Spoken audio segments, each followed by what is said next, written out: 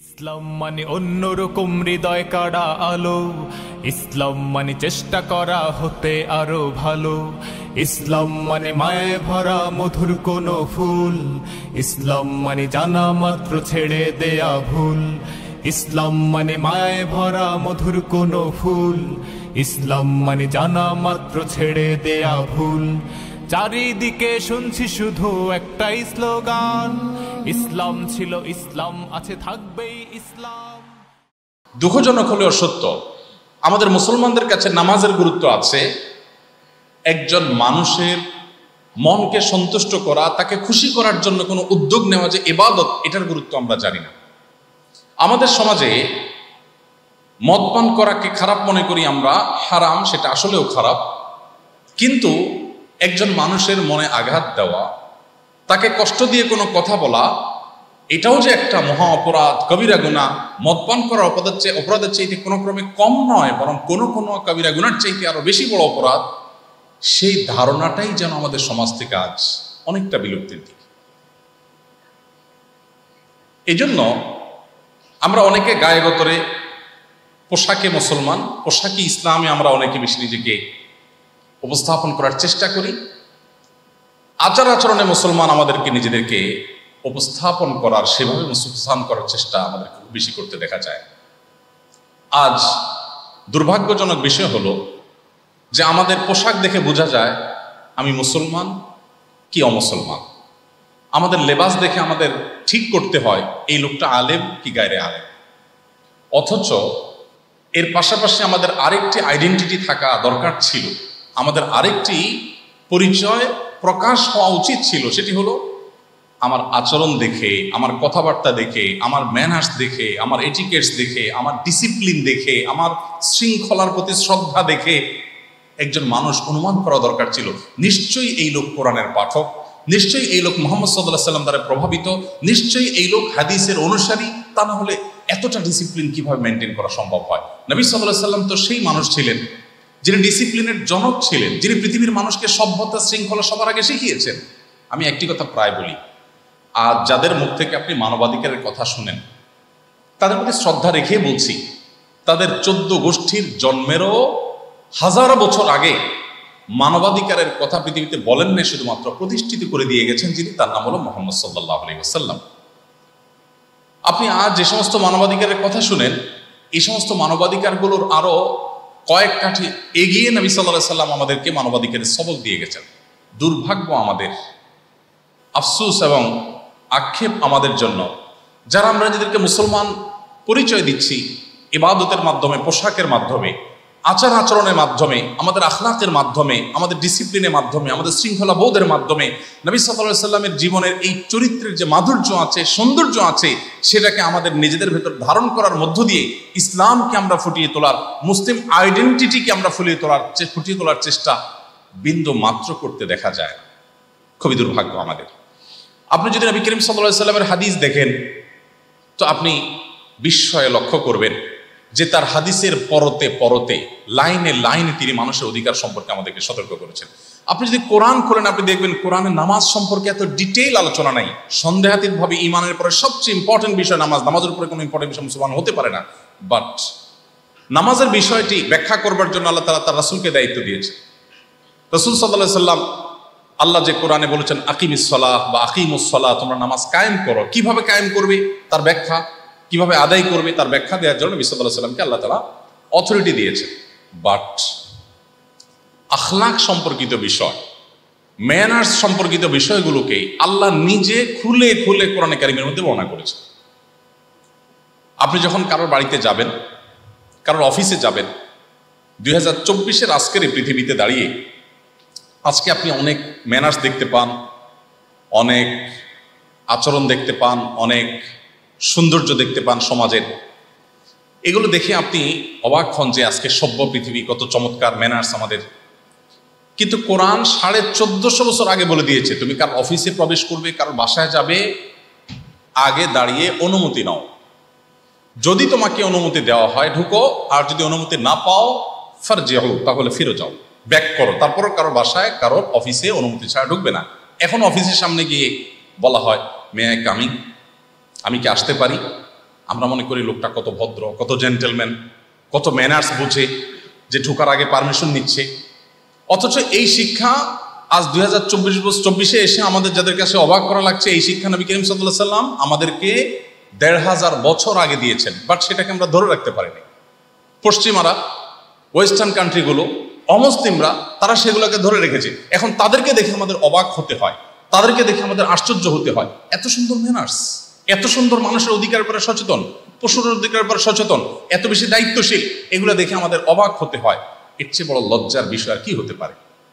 আমরা যে নবীর উম্মত হিসেবে নিজেদেরকে দাবি করছি, সেই নবী বলেছেন বুইসতু লিউতাম্মিমা মাকারিমাল আখলাক, মানুষের উন্নত চরিত্র, আখলাকের চূড়ান্ত শিখরে মানুষকে পৌঁছে দেওয়ার জন্য, এটাকে পূর্ণতায় পৌঁছানোর জন্য আমাকে আল্লাহ তাআলা পাঠিয়েছেন। আমি এসেছি মানুষের আখলাককে শুধরাবার জন্য, সংশোধন করবার জন্য, আখলাককে পূর্ণতা দেবার জন্যই আমাকে পাঠানো হয়েছে। আল্লাহ রাব্বুল আলামিন নিজে তার রাসূলকে সার্টিফিকেট দিচ্ছেন যে তিনি তার এই কাজটা কতটা সুন্দরভাবে করতে পেরেছেন। তিনি বলেছেন ওয়া ইন্নাকা লাআলা খুলুকিন আযীম, হে রাসূল নিশ্চয়ই আপনি সবচেয়ে মহান চরিত্রের সর্বোচ্চ আসনে আপনি অধিষ্ঠিত হয়ে আছেন, অর্থাৎ উত্তম আচরণের সর্বোচ্চ জায়গাটা আপনি চলে যেতে পেরেছেন, যেটা কারোর দ্বারা যাওয়া সম্ভবপর নয়। নবী করিম সাল্লাল্লাহু আলাইহি সাল্লাম সম্পর্কে সাহাবীরা মূল্যায়ন করতেন, কানা রাসূলুল্লাহ সাল্লাল্লাহু আলাইহি সাল্লাম আহসানুন নাসি খুলুকা, নবীজি ছিলেন উত্তম আচরণের ক্ষেত্রে সবার চাইতে সর্বোচ্চ উত্তম আচরণের অধিকারী। তার মতো এত উত্তম আচরণের অধিকারী আর কোনো মানুষ সাহাবীরা কল্পনা করতে পারতেন না। আমাদের নবী সাল্লাল্লাহু আলাইহি সাল্লাম তার আখলাক সম্পর্কে আম্মা জান আয়েশা রাদিয়াল্লাহু তাআলা আনহা বলেছিলেন কানা খুলুকুহু আল কোরআন। তোমরা যদি নবী সাল্লাল্লাহু আলাইহি সাল্লামের আচরণ কেমন ছিল, তার আখলাক কেমন ছিল জানতে চাও, তাহলে কোরআন খোলো। কোরআনের শুরু থেকে শেষ পর্যন্ত যত আখলাকের কথা, যত ম্যানার্সের কথা, যত কিছু বলা হয়েছে, তার সবগুলোর একটি বাস্তব উদাহরণ ছিলেন, সবগুলোর প্র্যাকটিক্যাল নমুনা ছিলেন নবী করিম সাল্লাল্লাহু আলাইহি সাল্লাম। সময়ত উপস্থিতি, সেই নবী সাল্লাল্লাহু আলাইহি সাল্লাম নিজে তার জীবনের প্রতিটি কথায় কথায় মানুষের অধিকারের ব্যাপারে, শৃঙ্খলা বোধের ব্যাপারে আমাদেরকে সতর্ক করেছেন। আজ আপনি আমাদের সমাজ যদি তাকান, দেখবেন প্রত্যেকটা মানুষ, ডানে বামে যত মানুষ দেখবেন, প্রত্যেকটা মানুষ দেখবেন ইবাদতের ব্যাপারে তার সিরিয়াসনেস যতটা আছে, আখলাকের ব্যাপারে তার ততটা সিরিয়াসনেস নাই। মুখে দাঁড়িয়ে আছে কিন্তু মুখ দিয়ে একটা খারাপ কথা বলে ফেলছেন। নামাজ পড়েন কিন্তু নিজের শ্রমিকের অধিকার নষ্ট করে ফেলছেন। আরেকজন হয়তো নামাজ পড়েন, কোনো মহিলা হয়তো পর্দা করেন, কিন্তু দেখা যাচ্ছে তিনি যেখানে চাকরি করছেন সেখানে কর্তৃপক্ষের অধিকার তিনি নষ্ট করছেন। আপনি যদি আপনার ডিউটিরত অবস্থায় মোবাইল টিভিতে ব্যস্ত থাকেন, সোশ্যাল মিডিয়াতে আপনি অ্যাক্টিভ থাকেন, এমনকি আপনি যদি বসে বসে কাজ বাদ দিয়ে কোরআন হাদিসের ওয়াজও শোনেন, তাহলে আপনি এটা আখলাক বিরোধী কাজ করলেন। এটা মুসলমানের আখলাক চরিত্র হতে পারে না। আপনি অন্যের অধিকার নষ্ট করছেন, আপনি আপনার কোম্পানির, আপনি আপনার চাকরিদাতার অধিকার নষ্ট করছেন। ঠিক একইভাবে অনেক চাকরিদাতা পাওয়া যাবে যিনি নিয়মিত হজ করেন, উমরা করেন, দাড়ি রাখেন, টুপি রাখেন, নামাজ পড়েন, দান সাদেকা করেন, কিন্তু শ্রমিককে ঠিক মতো বেতন দেন না। যত রকমের ফাঁকি ঝুঁকি দেওয়া যায় সব রকমের ফাঁক ফোকর বের করেন। তাহলে আপনি ইসলামটাকে ইবাদত সর্বস্ব ধর্ম বানিয়েছেন, অথচ ইসলামের গুরুত্বপূর্ণ একটা পার্ট হলো আখলাককে প্রাধান্য দেওয়া। কেন আখলাককে প্রাধান্য দিবেন? কারণ আপনার হাজার হাজার নফল নামাজের চাইতে, হাজার হাজার উমরার চাইতে, হাজার হাজার হজের চাইতে, হাজার হাজার কোরআন তেলাওয়াতের চাইতে, হাজার হাজার অন্যান্য ভালো কাজ, এমনকি নফল দান, যে এই দানগুলোর চাইতে উত্তম হবে আপনার আখলাকটা যদি সুন্দর হয়।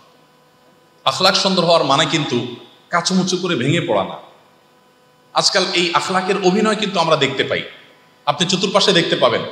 কথা বলার সময় শরীরটা পুরোটা ভেঙে পড়ছে, নুয়ে পড়ছে, কি সুন্দর মিষ্টি মিষ্টি কথা, কথার ভিতরে কোনো খাদ নাই, একেবারে সুন্দর, মনে হচ্ছে পারফিউম বের হচ্ছে প্রতিটা কথা থেকে। বাট কোনো অধিকারের ব্যাপার আসবে, দেখবেন আস্তে চুপসে গেছে। আরেকজনের পাওনার ব্যাপার আছে, তিনি চুপসে গেছেন। কোনো একটা ঝামেলা তৈরি হয়েছে, সেই জায়গাটাতে আল্লাহর ভয়ের জায়গা থেকে আমার দায়িত্ব কি, আমি কোনো ভুল করছি কিনা, এই জায়গাটাতে তিনি ফোকাস দিতে পারছেন না। তাহলে এটার নাম উত্তম আচরণ নয়। কেন বলেছি যে হাজার হাজার নফল ইবাদতের চাইতে, দান সাদেকার চাইতে, নামাজ রোজার চাইতে উত্তম আচরণের মূল্য বেশি? নবী করিম সাল্লাল্লাহু আলাইহি ওয়াসাল্লামের ভাষায় শুনেন, তিনি বলেছেন, সূরা তিরমিজি এবং আবু দাউদ 101 বর্ণনা করেছে, মা মিন শাইইন ইউদাউ ফিল মিজান ইয়াউমাল কিয়ামাতি আসকালু মিন হুসনিল খুলুক। কিয়ামতের ময়দানে আমাদের আমল কিন্তু কাউন্ট করা হবে না, আমল মাপা হবে। আমরা ভালো কাজ কত পরিমাণ করেছি আল্লাহ সেটা দেখবেন না, কোন কোয়ালিটির কাজ করেছি সেটা দেখবেন। তো সেই পরিমাপের সময় বান্দা যত কাজ করবে, যত ভালো কাজ করবে, এগুলোর মধ্যে ইমানের সাথে তো কোনো কিছুর কোনো তুলনা চলে না, ইমান সব কিছুর মূল। বাট অন্যান্য ইবাদতগুলোর মধ্যে বা সাধারণ কাজগুলোর মধ্যে নফলের সাথে যখন তুলনা করবেন আপনি, তখন সবচেয়ে বেশি ভারী আমল, সবচেয়ে বেশি ওয়েটফুল আমল হবে মানুষের উত্তম আখলাক, ভালো আচরণ। এটা মিজানের পাল্লাকে সবচেয়ে বেশি ভারী করবে, আপনার জান্নাতে যাওয়ার পথ সবচেয়ে বেশি সুগম করবে। নবী করিম সাল্লাল্লাহু আলাইহি ওয়াসাল্লামকে জিজ্ঞাসা করা হয়েছে, সুইলা রাসূলুল্লাহ সাল্লাল্লাহু আলাইহি ওয়াসাল্লাম আন আকসারি মা ইউদখিলুন নাসা আল জান্নাহ, মানুষকে সবচেয়ে বেশি জান্নাতে নিয়ে যাবে কোন আমলে, কোন আমলে জান্নাতে যাওয়ার পথকে সবচেয়ে বেশি সুগম করবে, সবচেয়ে ইজি হবে জান্নাতের পথে যাওয়া, কোন আমলটি? নবী করিম সাল্লাল্লাহু আলাইহি ওয়াসাল্লাম বলেছেন তাকওয়াল্লাহি ওয়া হুসনুল খুলুক। দুটি বিষয়, এক হলো অন্তরে অবস্থিত তাকওয়া, আল্লাহ ভীতি, যেই চেতনা আমাদেরকে শুদ্ধ পথে চলতে সহায়ক হয়, যে চেতনা আমাদেরকে মন্দ কাজ থেকে বিরত রাখে। তাকওয়ার এই চেতনা যদি কারোর অন্তরে থাকে, যে চেতনার কারণে তাকে সিসি ক্যামেরা দিয়ে মনিটরিং করতে হয় না, তিনি নিজে নিজে মনিটরিং করেন, কারণ তিনি জানেন আল্লাহর সামনে তাকে দাঁড়াতে হবে, জবাবদিহিতার মুখোমুখি হতে হবে। তার এই চেতনা তাকে জান্নাতে যেতে সবচেয়ে বেশি সাহায্য করবে। আর দ্বিতীয়ত হলো ওয়া হুসনুল খুলুক, উত্তম আচরণ। আল্লাহর অন্য সব সৃষ্টি, মানুষ, এমনকি অন্য ধর্মাবলম্বী মানুষ, তাদের ব্যাপারে যখন কেউ দায়িত্বশীল হবে, তাদের অধিকারগুলোর ব্যাপারে যখন কোনো মুসলিম কনসার্ন থাকবেন, সিরিয়াস থাকবেন, আল্লাহর কাছে জবাবদিহিতার বোধ, ভয় তার মধ্যে কাজ করবে, এই যে উত্তম আখলাক, উত্তম আচরণ, এই জিনিসটা মানুষকে সবচেয়ে বেশি জান্নাতে নিয়ে যাবে। নবী করিম সাল্লাল্লাহু আলাইহি ওয়াসাল্লাম কিন্তু এই কথা বলেন না যে যত বেশি নফল রোজা রাখবা, যত বেশি নফল আমল করবা। আমি নফল আমলকে ছোট করছি না, সেগুলো দরকার আছে, কিন্তু সেগুলোর চাইতে অনেক ইম্পর্টেন্ট বিষয়গুলোকে আমরা আমাদের জীবনে কোনো পাত্তা দিচ্ছি। তো এই যে একটি অবহেলিত অধ্যায় প্রিয় নবী সাল্লাল্লাহু আলাইহি ওয়াসাল্লামের সিরাতের, এই দিকটাতে আমার মনে হয় যে আমাদের আজ সবচেয়ে বেশি ফোকাস দেওয়া উচিত। এবং এই ফোকাসটা না দেওয়ার কারণে কি হয়েছে, আজ অন্য ধর্মাবলম্বীরা আমাদের মুসলমানদের আচার আচরণ দেখে, আমাদের লেনদেন দেখে, আমাদের কাজ কারবার দেখে তারা ইসলামের পথে আসা তো দূরের কথা, ইসলাম সম্পর্কে আরো তারা বীতশ্রদ্ধ হয়ে যাচ্ছে। অথচ আপনি জানেন যে ইসলাম সেই দিন, যেই দিন ধর্মগ্রন্থ পড়ে অন্য ধর্মের মানুষেরা অনুসরণ ততটা করে নাই, যতটা মুসলমানদের আচরণ দেখে, কাজ কারবার দেখে, তাদের মধ্যে সেই দিনের যে রূপ বিকশিত হয়েছে সেটা দেখে তারা যতটা মুসলমান হয়েছেন। সব যুগে আপনি দেখবেন, নবী করিম সাল্লাল্লাহু আলাইহি ওয়াসাল্লামের সময় যদি কথা বলেন, শত শত হাজারো মানুষ যে ইসলামের ছায়া তলে এসেছিলেন, তারা কি দেখে এসেছিলেন? তারা নবীজিকে দেখে এসেছেন, তো সাহাবীদেরকে দেখে এসেছেন, তাদের আচরণ দেখে এসেছেন যে এটাও কি সম্ভব। আমি ছোট্ট কয়েকটি উদাহরণ দিই। হুদায়বিয়ার সন্ধির ঘটনা আপনারা সবাই কম বেশি শুনেছেন। হুদায়বিয়ার সন্ধির যে চুক্তিগুলো ছিল, এই চুক্তিগুলোর বেশিরভাগই ছিল মুসলমানদের পক্ষে না বিপক্ষে? বিপক্ষে। মক্কার মুশরিকরা চুক্তিগুলো চাপিয়ে দিয়েছে, মুসলমানরা যা সেটাকে মানতে বাধ্য হয়েছে, এরকম একটা পরিবেশ সেখানে ছিল। তমত থেকে একটা চুক্তি ছিল অত্যন্ত নির্মম, অযৌক্তিক এবং হাস্যকর। সেটা হলো যে মক্কার মুশরিকদের কেউ যদি ইসলাম গ্রহণ করে স্বেচ্ছায় স্বপ্রণোদিত হয়ে নিজে থেকে যদি তিনি মুসলমানদের দলে এসে ভিড়েন, মদিনায় আসেন, তাহলে মুসলমানরা তাকে রেখে দিবেন নাকি তাকে ব্যাক করে দিবেন। কার হাতে? সেই মক্কার মুশরিকদের হাতে, যারা তাকে খুন করতে পারে, তাকে কষ্ট দিতে পারে, আযাব দিতে পারে, তাদের হাতে তুলে দিতে হবে। পক্ষান্তরে মদিনা থেকে কোনো মানুষ, মুসলমানদের কোনো মানুষ যদি যে মক্কায় তাদের দলে ভিড়ে, তাহলে তাকে তারা ব্যাক করবে না। মানে খুব হাস্যকর একটা পয়েন্ট না? কিন্তু মুসলমানরা বাধ্য হয়েছে এটা মেনে নিতে। এটা যখন মেনে নেওয়া হলো, নবী করিম সাল্লাল্লাহু আলাইহি ওয়াসাল্লাম যখন ফিরে এলেন মদিনায়, এবং ওই সন্ধির চলাকালীন সময়ের একটি ঘটনা, আবু বাসির রাদিয়াল্লাহু তাআলা আনহুর ঘটনা আপনারা শুনেছেন। আবু বাসির রাদিয়াল্লাহু তাআলা আনহু তিনি ইসলাম গ্রহণ করে যখন নবী করিম সাল্লাল্লাহু আলাইহি ওয়াসাল্লামের দলে আসলেন, তখন মক্কার মুশরিকরা বলল যে মুহাম্মদ, আপনার সাথে আমাদের চুক্তি হয়েছে যে আমাদের কোনো মানুষ আপনার অনুসারী হয়ে আপনার দলে গেলে তাকে আমাদের হাতে তুলে দিবেন। মানে একজন নিরীহ মানুষ, নিরপরাধ মানুষ, স্বেচ্ছা ইসলাম গ্রহণ করা মানুষকে কাফেরদের হাতে তুলে দিতে হবে টর্চার করার জন্য। চুক্তি এরকম হয়েছে। নবী করিম সাল্লাল্লাহু আলাইহি ওয়াসাল্লাম আবু বসির রাদিয়াল্লাহু ডেকে বলছেন, আবু বসির, মুসলমান তো এক কথার উপরে থাকতে হয়। মুসলমান তো প্রতিশ্রুতি মুসলমানের কখনো উল্টাতে পারে না, পৃথিবী উল্টাতে পারে, প্রতিশ্রুতি উল্টাতে পারে না। যেহেতু কথা দিয়েছি, প্রতিশ্রুতি দিয়েছি, এই প্রতিশ্রুতি ভঙ্গ করবার সুযোগ আমার নাই। তার হৃদয়ে রক্তক্ষরণ হচ্ছিল, তার অনুসারী হয়ে একটা মানুষ তার কাছে এসেছে, সকরুণ ভাবে সকল বেদনাকে বুকে চাপিয়ে সেই লোকটাকে কাফেরদের হাতে তুলে দিয়েছেন তিনি, এবং সেই লোকটাও স্বেচ্ছায় চলে গেছেন। কি বার্তা দেয় আমাদেরকে? মুসলিমের আখলাকের লেভেলটা এমন হবে যে তার প্রতিশ্রুতি কখনো খেলাফ সে করবে না, দুনিয়া উল্টে যাবে। যাক, আমি ব্যক্তিগতভাবে চেষ্টা করি আলহামদুলিল্লাহ, প্রতিশ্রুতি যদি কখনো দেই জ্ঞাতসারে, তাহলে সেই প্রতিশ্রুতি আমি রক্ষা করি। আমি গত বছর থেকে মাঠের মাহফিল করছি না, এবছরও মাঠের মাহফিল করব না, এটাই মোটামুটি আমি জানিয়ে দিয়েছি। নানা কারণে আমার সুযোগ হয় না, মাঠের মাহফিলে অনেক বেশি সময় দিতে হয়, এত সময় আমার দেওয়ার সুযোগ নাই, তৌফিক নেই, সেজন্য আমি যাচ্ছি না। গত কিছুদিন আগে এক ভদ্রলোক জার্মানি থেকে উনি ফোন করে বললেন যে, ভাই, আপনার অফিসে আমি গিয়েছিলাম অনেক আগে, 1 বছর আগে, তখন আপনি বলেছিলেন যে আপনি আমাদের মাহফিলে আসবেন, এবং আমাদের লোকজনের সাথে আপনার অফিস থেকে যারা ছিলেন তারা প্রতিশ্রুতি দিয়েছেন যে আপনি যাবেন, শিওর, ডেটটা পরে ঠিক করবেন। তাই আমি বললাম যে এটা তো হওয়ার কথা না, আমরা তো মাহফিল করব না, সেখানে কথা দেওয়ার তো প্রশ্নই ওঠে না। কিন্তু উনি বললেন, না, আপনার লোকজন বলেছে। তো আমার লোকজন বলা আর আমার বলা একই কথা। তো আমি বললাম যে যেহেতু আমার লোকজন বলেছে, বলছেন আপনি যদি কনফিডেন্টের সাথে বলতে পারেন দায়িত্ব নিয়ে যে হ্যাঁ সে লোক বলছে, তাহলে আমার সমস্ত সিস্টেম উল্টিয়ে হলেও আমি যাব। এবং শেষ পর্যন্ত বলেছি যে একটা মাহফিল সারা দেশে করলেও আপনার এই মাহফিলটা আমাকে করতে হবে, যেহেতু আপনি বলছেন আমার লোক প্রতিশ্রুতি দিয়ে ফেলেছে, সো এই প্রতিশ্রুতি আমাকে রক্ষা করতে হবে, তাতে আমার যত ক্ষতি হয় হোক। এবং তাকে আমি অলরেডি ডেট দিয়েও দিয়েছি যে একটা মাহফিলে যদি হয় তো আপনার মাহফিলটা আমাকে করতে হবে, বিকজ আপনি বলছেন আমি প্রতিশ্রুতি দিয়েছি। হতে পারে আমার লোক ভুলে গেছে বা আমি ভুলে গেছি, কিন্তু আপনি মুসলমান তো মিথ্যা বলতে পারেন না। সো আমি সে জায়গায় আছি। কোভিড-19 সময় আমার কোভিড-19 হয়ে সিরিয়াস পর্যায়ে চলে গেছে, বাট আমি জানতাম না তখন যে কোভিড-19 আদৌ হয়েছে, জ্বর হয়েছে। কিন্তু এরকম জটিল পরিস্থিতিতেও ওই যে মাহফিল ছিল, নাটোরের মাহফিলে চলে গেছে। আসার সময় গাড়িতে আমার প্রাণ বের হয়ে অবস্থা হয়ে গেছে, নিঃশ্বাস বন্ধ হওয়ার মতো অপক্রম, জরুরি ভিত্তিতে নেমেই হসপিটালে অ্যাডমিট হতে হয়েছে। কিন্তু যেহেতু প্রতিশ্রুতি দিয়েছি, কম্বল গায়ে দিয়ে বাসা থেকে তারপরে মাহফিলে ছুটেছি। এটা বলতে পারি নাই যে ভাই আমি তো অসুস্থ, আমি আসবো না। একজন মুসলিম তার প্রতিশ্রুতি রক্ষার ব্যাপারে এতটা সিরিয়াস হবেন যে আমি প্রতিশ্রুতি দিয়েছি, পৃথিবী উল্টিতে পারে, আমার শত কোটি টাকা লস হতে পারে, আমার সব ধ্বংস হতে পারে, কিন্তু আমার জবান পরিবর্তন হতে পারে না। নবী করিম সাল্লাল্লাহু আলাইহি ওয়াসাল্লাম আবু বসির রাদিয়াল্লাহু তাআলা আনহুকে শত কষ্ট থাকা সত্ত্বেও তাদের হাতে তুলে দিয়েছে। এর নাম হলো আখলাক, মুসলমানের আচরণ, মুসলমানের ব্যবহার, মুসলমানের লেনদেন, মুসলমানের উঠা বসা। এক ব্যক্তি নবী করিম সাল্লাল্লাহু আলাইহি ওয়াসাল্লামের দলে এসে ভিড়েছে, অর্থাৎ ঈমান গ্রহণ করেছে।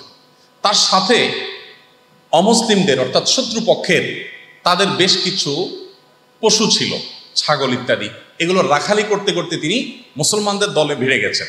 ছাগল চড়াতে চড়াতে, যুদ্ধ চলছে, দুই পাশে দুই পক্ষ, মাঝখানে ফাঁকা জায়গা, তিনি ছাগল চড়ানোর ভান করে মুসলমানদের দলে এসে ভিড়ে গেছে। এসে বলছেন, হে আল্লাহর রাসূল, আমি আসলে আপনার প্রতি ঈমান আনয়ন করেছি, কিন্তু সুযোগ পাচ্ছিলাম না যে কখন আপনার দলে এসে আমি ভিড়ব, ভয়ে ছিলাম ওদের, তো এখন আমি অত্যন্ত কৌশল করে চলে এসেছি।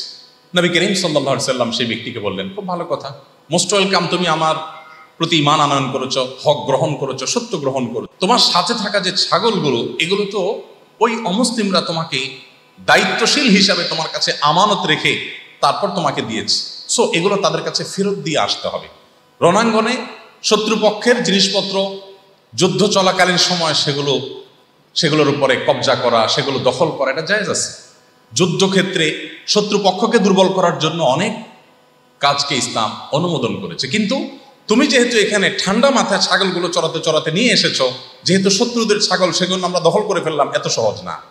তুমি এগুলো তাদের কাছে ফেরত দিয়ে তারপরে এসে আমার সাথে ভিড়বে। আপনি নবী করিম সাল্লাল্লাহু আলাইহি ওয়াসাল্লামের পুরো জীবনে যদি দেখেন, আপনি অবাক হয়ে যাবেন যে কিভাবে সম্ভব। আমি একটা কথা প্রায় বলি, তিনি ছিলেন জনম দুঃখী মানুষ। আমাদের অনেকের অনেক অভিযোগ, আমার জীবনে কোনো ভালো কাজ করতে পারি না, বাধা আসে, কত স্বপ্ন ছিল, স্বপ্ন বাস্তবায়ন করতে পারি না, এই সমস্যা সে সমস্যা। আমি বলি, যাদের জীবনে এই অভিযোগ আছে তারা মুহাম্মদ সাল্লাল্লাহু আলাইহি ওয়াসাল্লামের জীবনকে 1 থেকে 2 মিনিটের মধ্যে এক ঝলক তার জীবনের দিকে আপনি একটু নজর দেন, ফোকাস করেন, আপনি দেখতে পাবেন যে আপনি তার চাইতে দুঃখী না। শুধু তিনি কেন, আল্লাহ নবী সাল্লাল্লাহু আলাইহি ওয়াসাল্লাম বলেছেন, আশাদ্দুন নাসি বালাআন আল আম্বিয়া সুম্মাল আমসাল ফাল আমসাল। পৃথিবীতে যত মানুষ এসেছে এর মধ্যে সবচেয়ে বেশি বিপদগ্রস্ত ছিলেন, সবচেয়ে বেশি দুর্দশাগ্রস্ত ছিলেন, একের পর এক বিপদ এসেছে যাদের জীবনে, তারা ছিলেন নবী রাসূলগণ। এবং তাদের সাথে যাদের যত বেশি সাদৃশ্য হবে, নবী রাসূলদের আদর্শকে যে যত বেশি ধারণ করবে, তার জীবনে বিপদ আপদ বাধা তত বেশি আসবে। আপনি আমাদের নবী সাল্লাল্লাহু আলাইহি ওয়াসাল্লামের কথা যদি খেয়াল করে দেখবেন, তিনি পৃথিবীর আলো দেখবার আগে আগে তার বাবাকে হারিয়েছে। মায়ের গর্ভে থাকতেই বাবা দুনিয়া থেকে চলে গেলেন। দুনিয়ার আলো দেখতে না দেখতেই মমতাময়ী মায়ের ছায়াও হারিয়ে ফেলেছেন। আল্লাহ তাআলা মাকেও নিয়ে গেছেন। যে মায়ের বুকে তার দুধ ছিল, তার খাবার ছিল, রিজিক ছিল, সে মাকে আল্লাহ তাআলা নিয়ে গেলেন। মায়ের দুধটুকু পর্যন্ত পান করার, মায়ের স্নেহ মমতাটুকু পর্যন্ত পাওয়ার সুযোগ তিনি পাননি। কৈশোরে যখন তার একমাত্র অভিভাবক দাদা আব্দুল মুত্তালিব সামান্য কয়েকদিন যেতে না যেতে তার আশ্রয়ে একটু আদর যত্ন পেয়ে বড় হচ্ছিলেন, সামান্য কিছুদিন যেতে না যেতে আল্লাহ তাআলা আব্দুল মুত্তালিবকেও নিয়ে গেলেন। তারপর তার সবচেয়ে বড় অবলম্বন ছিলেন ঘরের ভেতরে তার স্ত্রী আমাদের মা উম্মুল মুমিনিন খাদিজা রাদিয়াল্লাহু তাআলা আনহা, আর ঘরের বাইরে তার একমাত্র আশ্রয়ের জায়গা ছিলেন কে ছিলেন? চাচা আবু তালেব। একই বছর একই সময় আল্লাহ তাআলা দুইজনকে নিয়ে গেলেন। এবং সবচেয়ে কঠিন সময়, যখন মক্কার মানুষেরা তাকে মক্কায় স্থান দিবে কিনা সেটা নিয়ে তারা ডিসিশন নিচ্ছিল, যখন তার জীবনকে হুমকির মধ্যে ফেলে দিচ্ছিল মক্কার মানুষেরা, যখন তায়েফ থেকে রক্তাক্ত হয়ে এসেছেন, তার সবচেয়ে বেশি আশ্রয়ের যখন দরকার ছিল, ওই সময়টাতে আল্লাহ তাআলা নিয়ে গেলেন তার সবচেয়ে বড় আশ্রয়কে। অর্থাৎ পায়ের নিচের মাটিগুলো একটার পর একটা কিভাবে সরে যায়। একজন শত্রুর সাথে তো মানুষ এমন আচরণ বাহ্যিকভাবে করে না, অথচ আল্লাহ রাব্বুল আলামিন তার সবচেয়ে প্রিয় মানুষটাকে, তার হাবিবটাকে, দুনিয়ার আলো দেখবার আগে বাবা নেই, দুনিয়ার আলো দেখার পর মা নেই, কৈশোরে দাদা নেই, মাথা একটু উঁচু করে দাঁড়াচ্ছেন, হাজারো বাধা দাঁড়িয়ে গেছে। এই বাধা যখন ডেঙ্গানোর প্রশ্ন আসছে, তখন তার সবচেয়ে বড় শক্তির জায়গা, ঘরের খাদিজা নেই, বাহিরের আবু তালেব নেই। এরপরে শুরু হলো নির্যাতনের তীব্র লাভ। যার মুখের দিকে তাকানো এটা কঠিন কাজ ছিল, যার চোখে চোখ রেখে মক্কার কোনো মানুষের কথা বলতে 10 বার ভাবতে হতো। কুরাইশ বংশের সবচেয়ে সম্ভ্রান্ত ফ্যামিলির ছেলে, আব্দুল মুত্তালিবের নাতি, আব্দুল্লাহর ছেলে, সবচেয়ে বিশ্বস্ত মানুষ, সবচেয়ে সুনামের অর্জনকারী মানুষ, সবার সবচেয়ে আস্থার জায়গা, সবচেয়ে জনপ্রিয় মানুষ, সবচেয়ে ভালো অবস্থান পাওয়া মানুষ, সেই মানুষটা যার মুখের দিকে চোখের দিকে তাকিয়ে বড় কথা বলার মতো সাহস কারোর ছিল না, তার মুখের উপরে থুতু মেরে দেওয়া হলো। তিনি যখন সেজদায় চলে গেলেন, ওঠের নাড়ি বুড়ি, গরুর নাড়ি বুড়ির মতো না, 20 কেজি 25 কেজি 40 কেজি 60 কেজি ওজনের ওঠের নাড়ি বুড়ি এনে তার মাথার উপর রেখে দেওয়া হলো, যাতে নিঃশ্বাস বন্ধ হয়ে সেজদায় মারা যান। হেন কোনো নির্মমতা নেই, হেন কোনো নিষ্পেষণ নেই, হেন কোনো নির্যাতন নেই, হেন কোনো বাধা নেই যে বাধা তাকে ডিঙ্গাতে হয়নি। একটা পর্যায়ে আর প্রিয় মাতৃভূমিতে, যেখানে কাবা ঘর আছে, যে কাবা ঘরে গিয়ে চোখের পানি ফেলে মনটাকে একটু হালকা করতে পারতেন, সেই কাবা ঘরের ছায়াতেও আর থাকতে পারলেন না, নিজের মাতৃভূমিতেও থাকতে পারলেন না। মাতৃভূমিকে তাকে বের হয়ে যেতে হলো। এবং সে বের হয়ে যাওয়াটাও যে কোনো শান্তিপূর্ণভাবে হতে পেরেছেন তাও না, তার জন্য গারে সাউর গুহায় গিয়ে আশ্রয় নিতে হলো, আত্মগোপন করতে হলো, জীবন মরণের একটা সন্ধিক্ষণে দাঁড়াতে হলো। গতানুগতিক চিরচেনা পথ ছেড়ে পাহাড়ের দুর্গম পথ মাড়িয়ে তাকে অনেক কষ্ট করে আত্মগোপন করে তাকে মদিনায় আশ্রয় নিতে হলো। আমরা তো মনে করছি এই বুঝি তার শান্তি একটু হলো যে মদিনার মানুষ তাকে আশ্রয় দিয়েছে, তাকে ডেকে নিয়েছে। না, সেখানে তাকে শান্তি থাকতে দেওয়া হয়নি। সেখানে যে ইহুদিদেরকে ঐতিহাসিক মদিনা সনদের মাধ্যমে তাদের সাথে শান্তি চুক্তি করেছিলেন, সেই ইহুদিরাই গাদ্দারি করে, তারাই মুনাফিকি করে তার পেছনে ষড়যন্ত্র করা শুরু করলো। একটি রাত তাকে আরামের সাথে ঘুমোতে দিল না। মুনাফিকরা মসজিদ নির্মাণ করেছে, আল্লাহ রাসূল আপনি আমাদের মসজিদ উদ্বোধন করে দিয়ে যান। তিনিও ওয়াদা করেছেন, হ্যাঁ আমি উদ্বোধন করতে আসবো। আল্লাহ ওহী পাঠিয়েছেন, আপনি কোথায় উদ্বোধন করতে যাচ্ছেন? ওরা পাথর রেখেছে রেডি, আপনি উদ্বোধন করতে গেলে উপর থেকে পাথর ছেড়ে আপনাকে হত্যা করবে, এটা তাদের ষড়যন্ত্র। একদিকে মদিনার ইহুদিদের শয়তানি, আরেকদিকে মুনাফিকদের ষড়যন্ত্র, অপরদিকে মক্কার মুশরিকদের বদর, উহুদ, তাবুক, খন্দক, একটার পর একটা যুদ্ধ চাপিয়ে দেওয়া, বেদুইনদের ষড়যন্ত্র, তখনকার পৃথিবীর পরাশক্তি রোমানদের ষড়যন্ত্র, সকল ষড়যন্ত্র একসাথে চতুর্দিক থেকে আসলো। আপনি নবী সাল্লাল্লাহু আলাইহি ওয়াসাল্লামের পুরো জীবনে যদি পাঠ করেন, আপনি অবাক হবেন। তার সারা জীবনে আরামের সাথে আমরা যেরকম ফুর্তি করি, রিল্যাক্স করি, একটু কাজের ভারে হালকা হওয়ার চেষ্টা করি, এই রিল্যাক্সের সুযোগটা তার জীবনে কখনো আসেনি। আশ্চর্যের বিষয় হলো, যার সারা জীবন এরকম দুঃখে ভরা, কষ্টে ভরা, বাধায় ভরা, কাঁটায় পরিপূর্ণ তার প্রতিটা পথ, সেই মানুষটা হলেন পৃথিবীর সবচাইতে সফল মানুষ। এত বাধার পর একটা মানুষ টিকে থাকাই যেখানে চ্যালেঞ্জের ব্যাপার, তিনি ছিলেন পৃথিবীর সবচেয়ে সফল মানুষ। কোন অর্থে সফল মানুষ?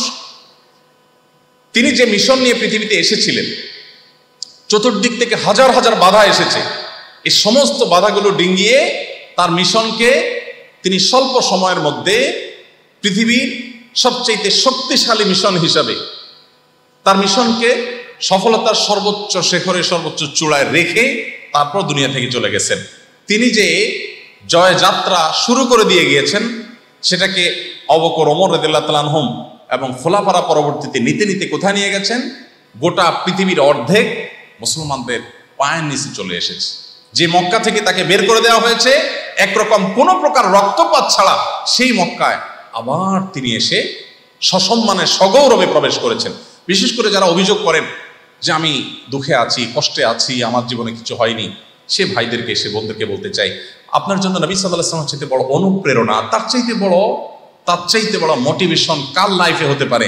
যে এত বাধার মধ্যে থেকেও মদিনা 10 বছর কাজের সুযোগ পেয়েছেন। এই 10 বছরে তো একটা মানুষ তার ক্যারিয়ার করতে পারে না, ক্যারিয়ার বিল্ড আপ করতে পারে না। তিনি এই 10 বছরে তার পুরো মিশনকে এমন সাকসেস করে গেছেন, পৃথিবীর ইতিহাসে মুহাম্মদ সাল্লাল্লাহু আলাইহি সাল্লামের মতো জনপ্রিয় আরেকটি মানুষ আপনি দেখাতে পারবেন না। 1450 বছর আগে চলে যাওয়া একটা মানুষ এখনো পৃথিবীতে এতটা প্রাসঙ্গিক, এতটা আলোচনা থাকে, সারা পৃথিবীতে করা হয়, এমন একজন মানুষ পাবেন না যে 300 বছর আগে গত হয়ে গেছে আর তিনি এতটা প্রাসঙ্গিক আছেন। মুহাম্মদ নামের যত মানুষ পৃথিবীতে আছে, পৃথিবীতে আরেকটা মানুষ দেখাতে পারবেন না যে এই নামের এত মানুষ পৃথিবীতে আছে। নবী করিম সাল্লাল্লাহু আলাইহি সাল্লামকে নিয়ে যদি আপনি পড়েন, আপনি অধ্যয়ন করেন, সেক্ষেত্রে আপনি মাথা নত করতে বাধ্য হবেন যে এটা কোনো স্বাভাবিক মানুষের জীবন না। তিনি আল্লাহর হাবিব, আল্লাহর রাসূল ছিলেন, তার পুরো লাইফটাই ছিল মিরাকলে ভরা। আমি যে কথা বলার জন্য তার এই জীবনের দুঃখ গাথাটাকে টানলাম, সেটি হলো, এত যার জীবনের দুঃখ গাথা, অবাক করা বিষয় হলো, তার জীবনে কখনো আপনি দেখবেন না যে তিনি কখনো উৎসাহ প্রকাশ করে বিরক্ত হয়ে কোনো ব্যক্তিকে বলেছেন, সরো তো আমার সামনে থেকে, আমার এখন মনটা খারাপ আছে, মেজাজটা খারাপ আছে, বদর যুদ্ধের ঝামেলা চলতেছে, মুনাফিকরা শয়তানি করতেছে, আমি একটু টেনশনে আছি, সরো আমার সামনে থেকে। সিরাতের বই যারা পড়েছেন, এমনকি নবীজি সাল্লাল্লাহু আলাইহি ওয়াসাল্লামের সিরাত যারা অমুসলিমরাও লিখেছেন, এরকম কোথাও আপনি এরকম কোনো লাইন বের করতে পারবেন না যে নবী সাল্লাল্লাহু আলাইহি ওয়াসাল্লামের কোনো উৎসাহ প্রকাশ করে কোনো আচরণে কেউ কষ্ট পেয়েছেন। আরে তার যে 10 বছরের সেবক ছিলেন আনাস রাদিয়াল্লাহু তাআলা আনহু, কিশোর আনাস, তিনি বলেছেন, খাদামতু রাসূলুল্লাহ সাল্লাল্লাহু আলাইহি ওয়াসাল্লাম 10 সিরিন, আমি 10 বছর নবী সাল্লাল্লাহু আলাইহি ওয়াসাল্লামের ব্যক্তিগত সহকারীর কাজ, অর্থাৎ একেবারে পার্সোনাল সেবার কাজ আমি দিয়েছি। কিন্তু 10 বছরে একটি বারের জন্য তিনি বলেন নাই, আনাস তুমি কাজটি কেন করলে বা এটা কেন করলে না। শাসনের সুরে, উৎসাহ প্রকাশ করে তিনি বিরক্তির সুরে এই কথাটাও কোনোদিন বলেননি। কিভাবে সম্ভব? একটু টেনশন, একটু পেরেশানি হলে আমরা আমাদের পরিবার লোকদের সাথেও তো একটু রাগারাগি করি, পাশের লোকজনরাও তো সেটাকে সমীহর চোখে দেখে, স্বাভাবিকভাবে দেখে যে একটা লোক রাগ করতে পারে, তার এখন মানসিকভাবে তিনি কষ্টে আছেন। কিন্তু আমার নবী সাল্লাল্লাহু আলাইহি সাল্লাম তার পুরো জীবনে এত বাধা থাকা সত্ত্বেও তিনি কখনো কারোর প্রতি বিরক্তি প্রকাশ করে কারোর মনে কষ্ট হতে পারে এমন কোনো আঘাত তিনি করেন। তার এতজন সহধর্মিণী ছিলেন, স্ত্রী ছিলেন, স্বাভাবিকভাবে একাধিক স্ত্রী কেন, এক স্ত্রী থাকলেও স্বামী স্ত্রীর মধ্যে বোঝাপড়ার গরমিল হয়, মনোমালিন্য হয়। নবী সাল্লাল্লাহু আলাইহি সাল্লামের জীবনে যে হয়নি তা বলছি না, তার জীবনও হয়েছে। তিনি অভিমান করে মসজিদে এসে শুয়েছিলেন, সাহাবীদের মধ্যস্থতায় পরবর্তীতে সেটা মিটমাট হয়েছে। একাধিকবার এরকম ঘটনা ঘটেছে, কিন্তু আপনি একটি ঘটনাও দেখাতে পারবেন না তো তার একাধিক স্ত্রীর মধ্যে কোনো একজন স্ত্রী এই কথা কখনো বলতে পেরেছেন যে তিনি আমাকে আসলে একটু অধিকার কম দিয়েছেন, বা আমাকে তিনি ঠকিয়েছেন, বা আমার প্রতি তিনি একটু বৈষম্য করেছেন। একটি কথা আপনি দেখাতে পারবেন না। একজন সাহাবী দেখাতে পারবেন না যে সাহাবী বলবে যে নবীজি সাল্লাল্লাহু আলাইহি সাল্লাম আমার দিকে একটু খেয়াল কম করতেন। আপনারা অনেকেই এই অধ্যায়টি পড়েছেন সিরাতের, যে সাহাবীরা প্রত্যেকে মনে করতেন যে নবীজি আমাকে বোধহয় সবচেয়ে বেশি ভালোবাসেন, প্রত্যেকে মনে করতেন আমাকে বোধহয় সবচেয়ে বেশি ভালোবাসেন। জীবনে কখনো কারোর দিকে এইভাবে আর চোখে তাকিয়ে কথা বলতেন না, যখন কথা বলতেন পরিপূর্ণ মনোযোগ দিয়ে কথা বলতেন। যাতে তিনি কোনোভাবে মনে কষ্ট না পান। কোনো ব্যক্তির সাথে তিনি মুসাফা করলে ওই ব্যক্তি হাত টানার আগ পর্যন্ত তিনি নিজে হাত টেনে নিতেন না। তার যে আচরণ ছিল, সে আচরণের মধ্য থেকে বিশেষ করে এই যে আমানতদারিতার আচরণ, সত্যবাদিতার আচরণ, প্রতিশ্রুতি রক্ষার আচরণ, যেগুলো আজ আমাদের সোনার হরিণ হয়ে গেছে মুসলমানদের মধ্যে। নামাজি মুসলমান পাওয়া যায় কিন্তু এক কথার মুসলমান পাওয়া যায় না। নামাজি মুসলমান পাওয়া যায়, সত্যবাদী মুসলমান পাওয়া যায় না। নামাজি মুসলমান পাওয়া যায় কিন্তু তার এমপ্লয়ির হক সম্পর্কে সচেতন মুসলমান পাওয়া যায় না। নামাজি মুসলমান পাওয়া যায়, স্ত্রীর হক সম্পর্কে সচেতন সতর্ক মুসলমান পাওয়া যায় না। নামাজ পর্দানশীল মহিলা পাওয়া যায়, স্বামীর অধিকার সম্পর্কে সচেতন মুসলমান পাওয়া যায় না। নামাজি মুসলমান পাওয়া যায়, অন্য ধর্মের মানুষের প্রতি অধিকার আছে সে ব্যাপারে সতর্ক মানুষ পাওয়া যায় না। আমি সবসময় বলি, অন্য ধর্মের মানুষ আমাদের ধর্মগ্রন্থ পড়ে না, তারা আমাদেরকে রিড করে। সো আমাদের আচার আচরণ, আমাদের কাজ কাম, আমাদের ম্যানার্স, আমাদের শৃঙ্খলাবোধ, আমাদের ভালো কিছু, এই সবগুলোই হলো এক একটা দাওয়া অন্য ধর্মের মানুষকে ইসলামের পথে আসার জন্য। ভাইরা আমার, নবী করিম সাল্লাল্লাহু আলাইহি সাল্লামকে যেই উপাধিতে মক্কার মুশরিকরা ভূষিত করেছে আপনারা সবাই জানেন। কি উপাধি দিয়েছিল? আল আমিন। আল আমিন মানে কি? বিশ্বস্ত। কিরকম বিশ্বস্ত ছিল? তিনি যখন হিজরত করে মক্কা থেকে মদিনায় চলে আসছিলেন, তখন আলী রাদিয়াল্লাহু তাআলা আনহুকে ডেকে বললেন, আমার কাছে অনেক জিনিসপত্র মানুষের রাখা আছে, এটা অমুক মুশরিকের, এটা অমুক কাফেরের, এটা অনেক অমুসলিমের, এটা অমুক লোকের, সব শত্রুপক্ষের লোকজন, যাদের কারণে মক্কা ছেড়ে তাকে চলে যেতে হচ্ছে, যারা তাকে মক্কায় শান্তিতে একটা দিনের জন্য থাকতে দেয়নি, সেই মানুষগুলোর সম্পদ তার কাছে গচ্ছিত রাখা। তিনি আলী রাদিয়াল্লাহু বুঝিয়ে বললেন যে এগুলো সব অমুকের অমুকের আছে, 3 দিন তুমি মক্কায় অবস্থান করবে এবং প্রত্যেকটা জিনিস যার যার জিনিস তার এখানে দেওয়া আছে, বলা আছে, এটা দেখে দেখে, টোকেন দেখে দেখে যার যারটা তার কাছে তুমি পৌঁছে দিবে, তারপরে তুমি হিজরত করে মদিনায় আসবে। খবরদার তার আগে তুমি আসবে না। আমার এই আমানতটা আদায় করে দিয়ে দেন তুমি মদিনায় আসবে। আপনি একটু চিন্তা করুন তো, কেউ আপনাকে ষড়যন্ত্র করে হত্যা করার সকল আয়োজন সম্পন্ন করেছে, আপনি জীবন রক্ষা করবার জন্য সঙ্গোপনে সেই জায়গা থেকে সরে যাচ্ছেন, তখনও আপনার কাছে আপনার ওই শত্রু তার জিনিসপত্র যেগুলো আছে, আপনি যাওয়ার আগে তার জিনিসপত্রগুলো যেন তার কাছে ঠিক মতো পৌঁছায় তার বন্দোবস্ত করে দিয়ে তারপরে যাচ্ছেন। পৃথিবীর মানুষ আজ বহুত সভ্যতার সবক আমাদেরকে শোনায়। আমার অবাক হয়, আমার লজ্জা হয়, কষ্ট হয় যে মুসলমানের সন্তান সে তার মানবাধিকারের সবক নিতে হয় মুসলমানের কাছ থেকে। আপনার নবী করিম সাল্লাল্লাহু আলাইহি সাল্লাম বিশ্বস্ততার যে পরিচয় দিয়েছেন, বিশ্বস্ততার যে দৃষ্টান্ত স্থাপন করেছেন, আজকে পৃথিবীর কোনো মানুষ সেটা দেখাতে পারবেন, অসম্ভব। তিনি যখন মক্কা থেকে তাদের অত্যাচারে নিপীড়িত হয়ে চলে যাচ্ছেন, তার জায়গায় আমরা হলে, খুব ভালো মানুষ হলে কি করতাম? মনে করেন এই সমাজের সবচেয়ে একজন ভালো মানুষ, তার কাছে অন্যদের স্বর্ণ গহনা টাকা পয়সা এগুলো আছে, তো আমরা যদি খুব ভালো মানুষ হতাম যে আরেকজনের জিনিস মারবো না, এই মানসিকতার হতাম, তাহলে কি করতাম? বড়জোর রেখে চলে যেতাম যে তার জিনিস সে বুঝে বেড়াক, আমি তো নিচ্ছি না। কিন্তু তিনি সেটা করেন নাই। তিনি আলী রাদিয়াল্লাহু আনহুকে ডেকে নিয়ে তাকে দায়িত্ব দিয়ে বলেছেন, একটা একটা করে জিনিস অমুকেরটা অমুকের কাছে, তমুকেরটা তমুকের কাছে পৌঁছে দিয়ে দায়মুক্ত হয়ে তারপর তুমি আসবে। তাদের কারণে আমি চলে যাচ্ছি, কিন্তু তাই বলে তাদের সম্পদ আমার ভোগ করা কি হয় না? হালাল হয়ে যায়। আমাদের দেশে যখনই কোনো একটা পরিস্থিতি পরিবর্তন হয়, আপনারা দেখবেন যে মানুষ প্রতিপক্ষের সম্পদের উপরে হামলে পড়ে এবং সেটাকে হালাল মনে করে, এটাকে কোনো দোষে কিছু মনে করে না। নবী করিম সাল্লাল্লাহু আলাইহি সাল্লাম তাদের সম্পদগুলো তাদেরকে বুঝিয়ে দিয়ে গেছে। তার আখলাক, তার উন্নত চরিত্র, তার চরিত্রে যে মাধুর্য ছিল, সেই মাধুর্য সম্পর্কে সারাদিন সারারাত বললেও শেষ করা যাবে না। আমার বলার উদ্দেশ্য হলো, সিরাতে নববীর এই অধ্যায়টা, অর্থাৎ আখলাকের অধ্যায়টা আমাদের বারবার পাঠ করা উচিত, পুনর্পাঠ করা উচিত। আমরা এজ এ মুসলিম আমাদের আচরণ থেকে, আমাদের কথা থেকে, আমাদের কর্ম থেকে, আমাদের প্রতিশ্রুতি থেকে, আমাদের সত্যবাদিতা থেকে, আমাদের অন্যের অধিকার ব্যাপারে সচেতনতা থেকে, আল্লাহ ভীতি থেকে প্রতি মুহূর্তে ইসলামের সৌরভগুলো ছড়াতে হবে। তবেই আমি প্রকৃত মুসলিম হতে পারবো, তবেই আমি সত্যিকারের মুসলিম হতে পারবো এবং জান্নাতি মুসলিম হওয়ার পথ আমার জন্য তত বেশি সুগম হবে। আবারও বলছি, জান্নাতের পথ নফল ইবাদত ততটা সুগম করে না, উন্নত আচরণ মানুষের জান্নাতের পথকে যতটা সুগম করে। আল্লাহ তাআলা আমাদের সবাইকে সেই উন্নত আচরণের অধিকারী হওয়ার তৌফিক দান করুন। সম্মানিত উপস্থিতি, নবী করিম সাল্লাল্লাহু আলাইহি সাল্লামের একটি হাদিস, খুব প্রসিদ্ধ একটি হাদিস আপনারা শুনেছেন। তিনি বলেছেন, ইন্না মিন আকমালিল মুমিনিনা ঈমানান আহসানুহুম খুলুকা।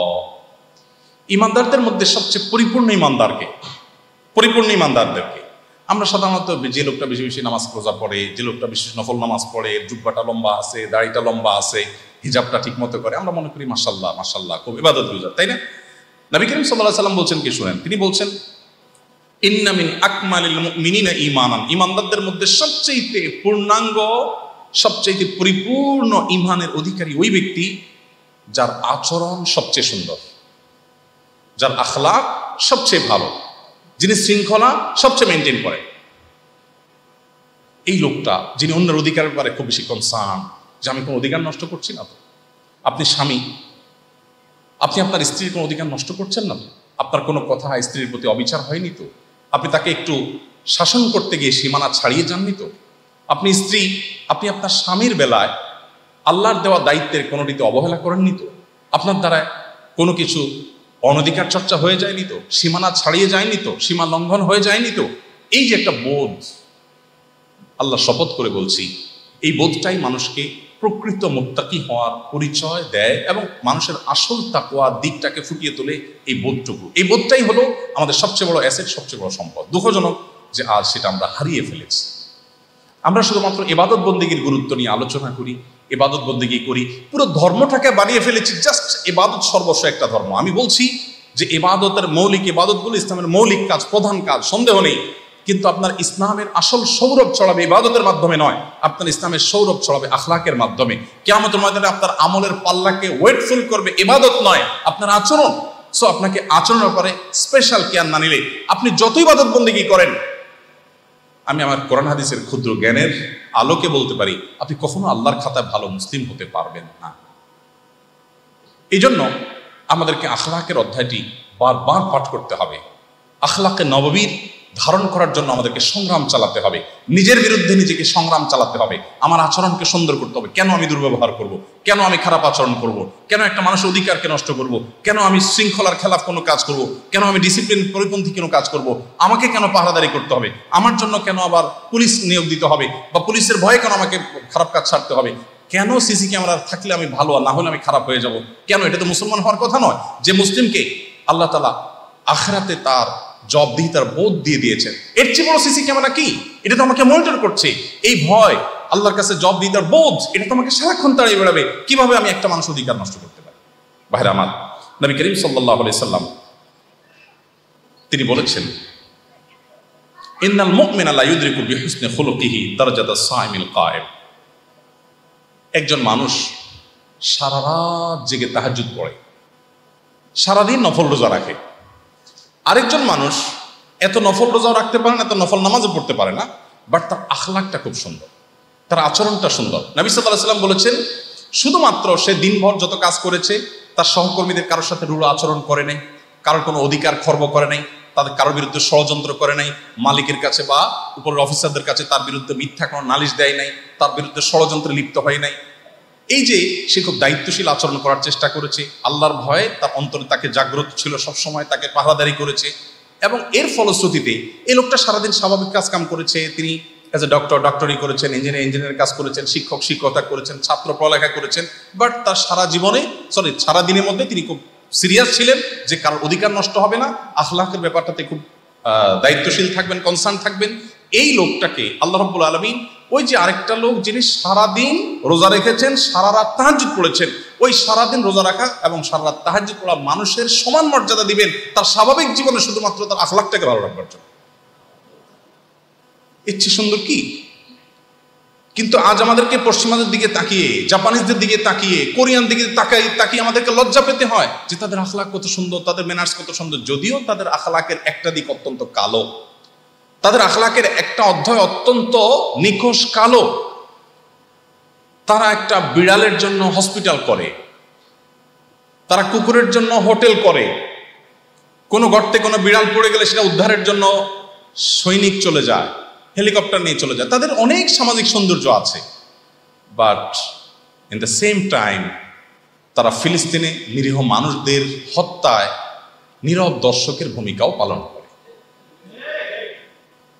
তাদের ভালো দিকটা যেরকম আমাদেরকে অনেক বেশি অভিভূত করে ফেলে, সেই সাথে তাদের কালো অধ্যায়টাও আমাদেরকে মাথায় রাখা উচিত।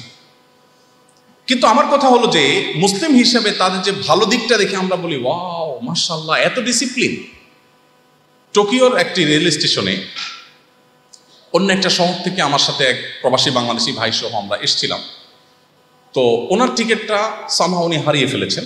তো বের হওয়ার সময় টিকিটটা পাঞ্চ করতে হবে।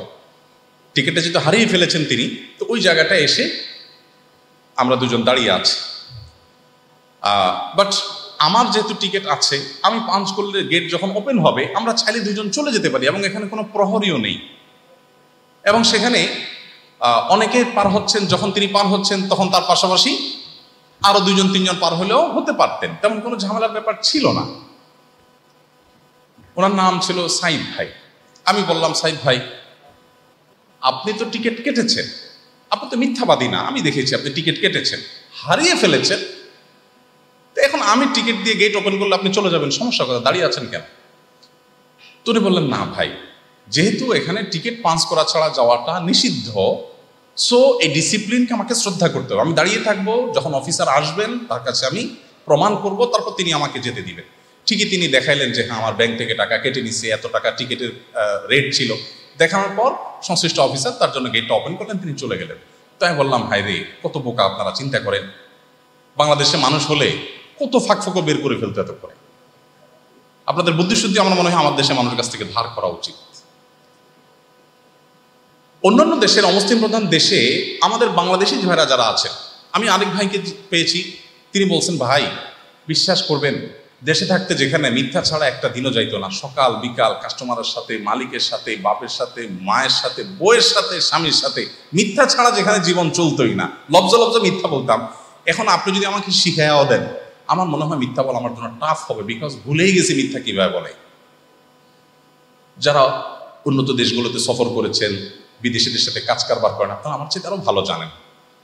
আমাদের জন্য এর চেয়ে লজ্জার অধ্যায় কি আছে যে মুসলমানদের সমাজে নামাজ আছে, সত্যবাদিতে নেই, রোজা আছে, আমানতদারিতে নেই, দাঁড়িয়ে আছে, শ্রমিকের অধিকার নেই, জুব্বা আছে, মালিকের অধিকারের পরে কনসার্ন না, শৃঙ্খলা, সিস্টেম, আইন, এগুলোর প্রতি শ্রদ্ধাবোধ নেই, যা খুশি তা করে। গত শুক্রবারে আমার মসজিদে আমি যেখানে জুমা পড়াই, আমি একটু দেরিতে আসছি, তো আমার জন্য গেট ওপেন করা হয়েছে, এসি চলছে, নিচে গেট বন্ধ, গ্লাসের দরজা। তো আমার পর আমার সহকারী তিনি প্রবেশ করছেন। তিনি প্রবেশ করার সময় ওই চান্সে মুয়াজ্জিন সাহেব গেটে দাঁড়িয়ে পাহারা দেন, যাতে করে কেউ খুলে না ঢুকে যায়, যেহেতু নিচে ফিল আপ হয়ে গেছে, উপরে যাবে।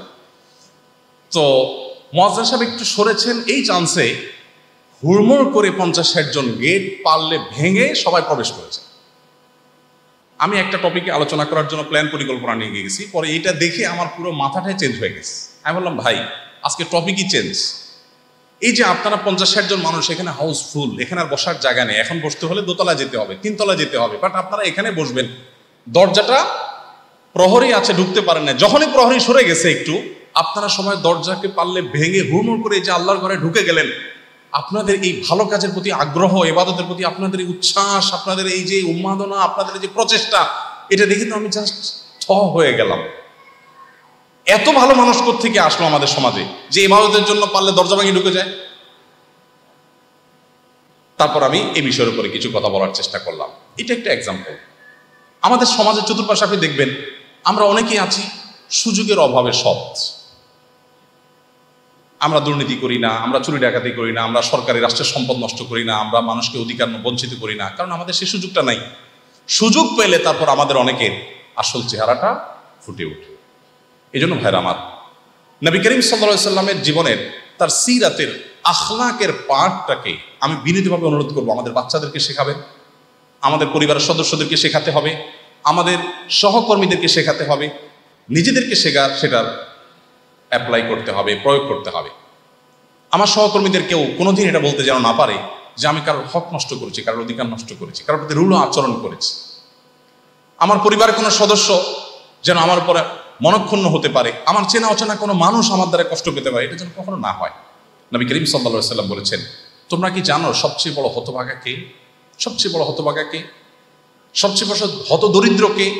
সাহাবীরা বলেছেন, ইয়া রাসূল, আল মুফলিসু ফিনা মান লা দিনার ওয়া লা দিরহাম। যার টাকা পয়সা নেই তাকে তো আমরা হত দরিদ্র মনে করি। নবী সাল্লাল্লাহু আলাইহি ওয়াসাল্লাম বলেছেন, না, টাকা পয়সা নেই তো আজকে নেই কালকে হবে, এটা তো চূড়ান্তভাবে একটা মানুষের হতদরিদ্র হওয়া মতো বিষয় নয়। নবী সাল্লাল্লাহু আলাইহি ওয়াসাল্লাম বলেছেন, তাহলে চূড়ান্ত হতদরিদ্র কে, আসো তার সাথে পরিচয় হই। তিনি তখন পরিচয় করিয়ে দিলেন, দেখো একটা লোক তার জীবদ্দশায় তিনি অনেক নামাজ পড়েছেন, অনেক দাড়ি রেখেছেন, টুপি পরেছেন, জুব্বা পরেছেন, হজ করেছেন, ওমরা করেছেন, পর্দা করেছেন, হিজাব করেছেন, ভালো কাজ করেছেন, দান সাদকা করেছেন, কোরআন তেলাওয়াত করেছেন, ওয়াজ শুনেছেন, ওয়াজ করেছেন, ওমরা করেছেন, হজ করেছেন, অনেক ভালো কাজ করেছেন। ভালো কাজ করে সওয়াবের পাহাড় নিয়ে কিয়ামতে হাজির হয়েছে, অনেকটা মুছে তেল দিতে দিতে যাওয়ার মতো করে আর কি, যে জান্নাত আমার ঠেকায় কি, এত আমল নিয়ে আসছি। যখন এসে জান্নাতে যাওয়ার জন্য উদ্গ্রীব, তার সামনে এসে দাঁড়িয়েছে হয়তো একজন অসহায় রিক্সা চালক। ছাত্র জীবনে, কলেজ লাইফে, স্টুডেন্ট লাইফে দু চার বন্ধু একসাথে ছিলেন, 2 কথা থেকে 4 কথা হয়েছে, মেজাজ গরম হয়েছে, 2-4টা চড় ঘষি দিয়ে ভাড়াটা না দিয়ে চলে গেছে। বেচারা রিক্সাওয়ালা কিচ্ছু বলতে পারেন নাই। আপনি তো মনে করেছেন বিষয়টা এখানেই শেষ। না, এখানে শেষ না, মামলা ফাইল হয়ে গেছে আল্লাহর কাছে। বাদী এসে দাঁড়িয়েছে, আল্লাহ, এই লোক অনেক হজ করেছে, ওমরা করেছে, কপালে সিলের দাগ ফেলে দিয়েছে, জুব্বা পরেছে, টুপি পরেছে, লম্বা লম্বা ওয়াজ নসিহত মানুষকে করেছে, বাট আমার ওই 20টা টাকার ভাড়া সে মেরেছে, আমাকে অন্যায়ভাবে 2টা গালি দিয়েছে, আমার গায়ে আঘাত করেছে, আজকে তার বিচার চাই। সে কলেজের ছাত্র ছিল, ভার্সিটির ছাত্র ছিল, কোনো এলাকার সহসভাপতি ছিল, কোনো প্রভাবশালী ব্যক্তি ছিল, আমি কিছু করতে পারিনি, আজ আমি তার বিহিত চাই। আল্লাহ তাআলা তখন তার বিচারের জন্য কি করবেন? টাকা তো আর সেখানে ফেরত দেওয়ার স্কোপ থাকবে না, তখন তার নেক আমল থেকে কিছু তাকে দিয়ে দিবেন, দিয়ে মামলা নিষ্পত্তি করবেন। এরপর আরেকজন আসবে, যে অফিসে তার একটা কাজের জন্য গেছে, বলছে না একটু চা পানির টাকা ছাড়া তো হবে না। তো বলবো, আল্লাহ, এই চা পানির টাকাটা তো অন্যায়ভাবে সে নিয়েছে, আমি তখন কিছু বলতে পারি না, আমার কাজ করানো দরকার ছিল, বাধ্য হয়েছে, এখন আমি সে অধিকার ফেরত চাই। সে চা পানির টাকার বিপরীতে তার কিছু আমল তাকে দিয়ে দেওয়া হবে। এভাবে চেনা অচেনা হাজারো মানুষের অধিকার নষ্ট করার ফলে তাদের একজন একজন করে সবার অধিকার দিতে গিয়ে তার ওই যে সারা জীবনের সব কামাই করে মুছে তাও দিতে দিতে, তেল দিতে দিতে গেছে যে সে জান্নাতে যাবে, সেই জান্নাতে যাওয়ার স্বপ্ন তার ফিকে হয়ে, বরং পাওনাদার এখনো আছে, তার সব শেষ হয়ে গেছে, এবার পাওনাদারদের পাপের বোঝা তার মাথায় নিয়ে সে জাহান্নামে নিক্ষিপ্ত হলো। নবী সাল্লাল্লাহু আলাইহি ওয়াসাল্লাম বলেছেন, এর চাইতে হতদরিদ্র যে সারা জীবন নামাজ রোজা করেছে, সারা জীবন হজ ওমরা করেছে, সারা জীবন কোরআন তেলাওয়াত করেছে, তাহাজ্জুদ পড়েছে, ভালো কাজ করেছে, বাট তার ঠিকানা জাহান্নাম হয়েছে, এর চাইতে দুর্ভাগা মানুষ আর কে হতে পারে? এই হলো আসল এবং প্রকৃত হতদরিদ্র, যে হায়, সারা জীবন আমি হুজুর ছিলাম, সারা জীবন আমি লেবাসে পোশাকি ইসলাম ছিল, সারা জীবন আমি অনেক ইবাদত বন্দেগী করেছি, বাট আমি আমার ঘরের স্ত্রীর অধিকার নষ্ট করেছি, সন্তানের অধিকার নষ্ট করেছি, কাজের বুয়াটার অধিকার নষ্ট করেছি, ড্রাইভারের প্রতি জুলুম করেছি, সহকর্মীর প্রতি জুলুম করেছি, কর্মচারীর হক নষ্ট করেছি, মালিকের হক নষ্ট করেছি, পাশের হিন্দুর হক নষ্ট করেছি, কুকুরটার প্রতি জুলুম করেছি। আমি একটি ইঁদুরকে আঠা দিয়ে, কষ্ট দিয়ে, তিল তিল করে মেরে আমি সেই পৈশাচিক আনন্দ উদযাপন করেছি। আমি অনেক অন্যায় করেছি, গায়ের জোরে হোটেলের মেসিয়ারকে একটা বেশি 2টা কথা বলা হয়েছে, 2টা চট দিয়ে দিয়েছি, আমার গায়ে অনেক জোর আছে। সে সবগুলো আমার সমস্ত ইবাদতকে শেষ করে দিয়েছে। ভাইরা আমার, সেই দিন আসার আগে আমাদের আখলাককে শুধরাতে হবে। আপনি যদি জান্নাতি হতে চান, আপনার আখলাককে শুধরাতে হবে। আপনি যদি মুসলমান হতে চান, আপনার আখলাককে সংশোধন করতে হবে। আপনি যদি মুহাম্মদ সাল্লাল্লাহু আলাইহি ওয়াসাল্লামের অনুসারীর দাবিদার হয়ে থাকেন, তো মনে রাখবেন আপনার আখলাককে সুন্দর করতে হবে। নবী করিম সাল্লাল্লাহু আলাইহি ওয়াসাল্লাম বলেছেন, ইন্না মিন আহাব্বিকুম ইলাইয়া ওয়া আকরামিকুম মিন্নি মাজলিসান আহসিনুকুম আখলাকা। মনে রাখবে, তোমাদের মধ্যে কিয়ামতের ময়দানে আমার সবচেয়ে কাছে অবস্থান করবে। কার কাছে অবস্থান করবে?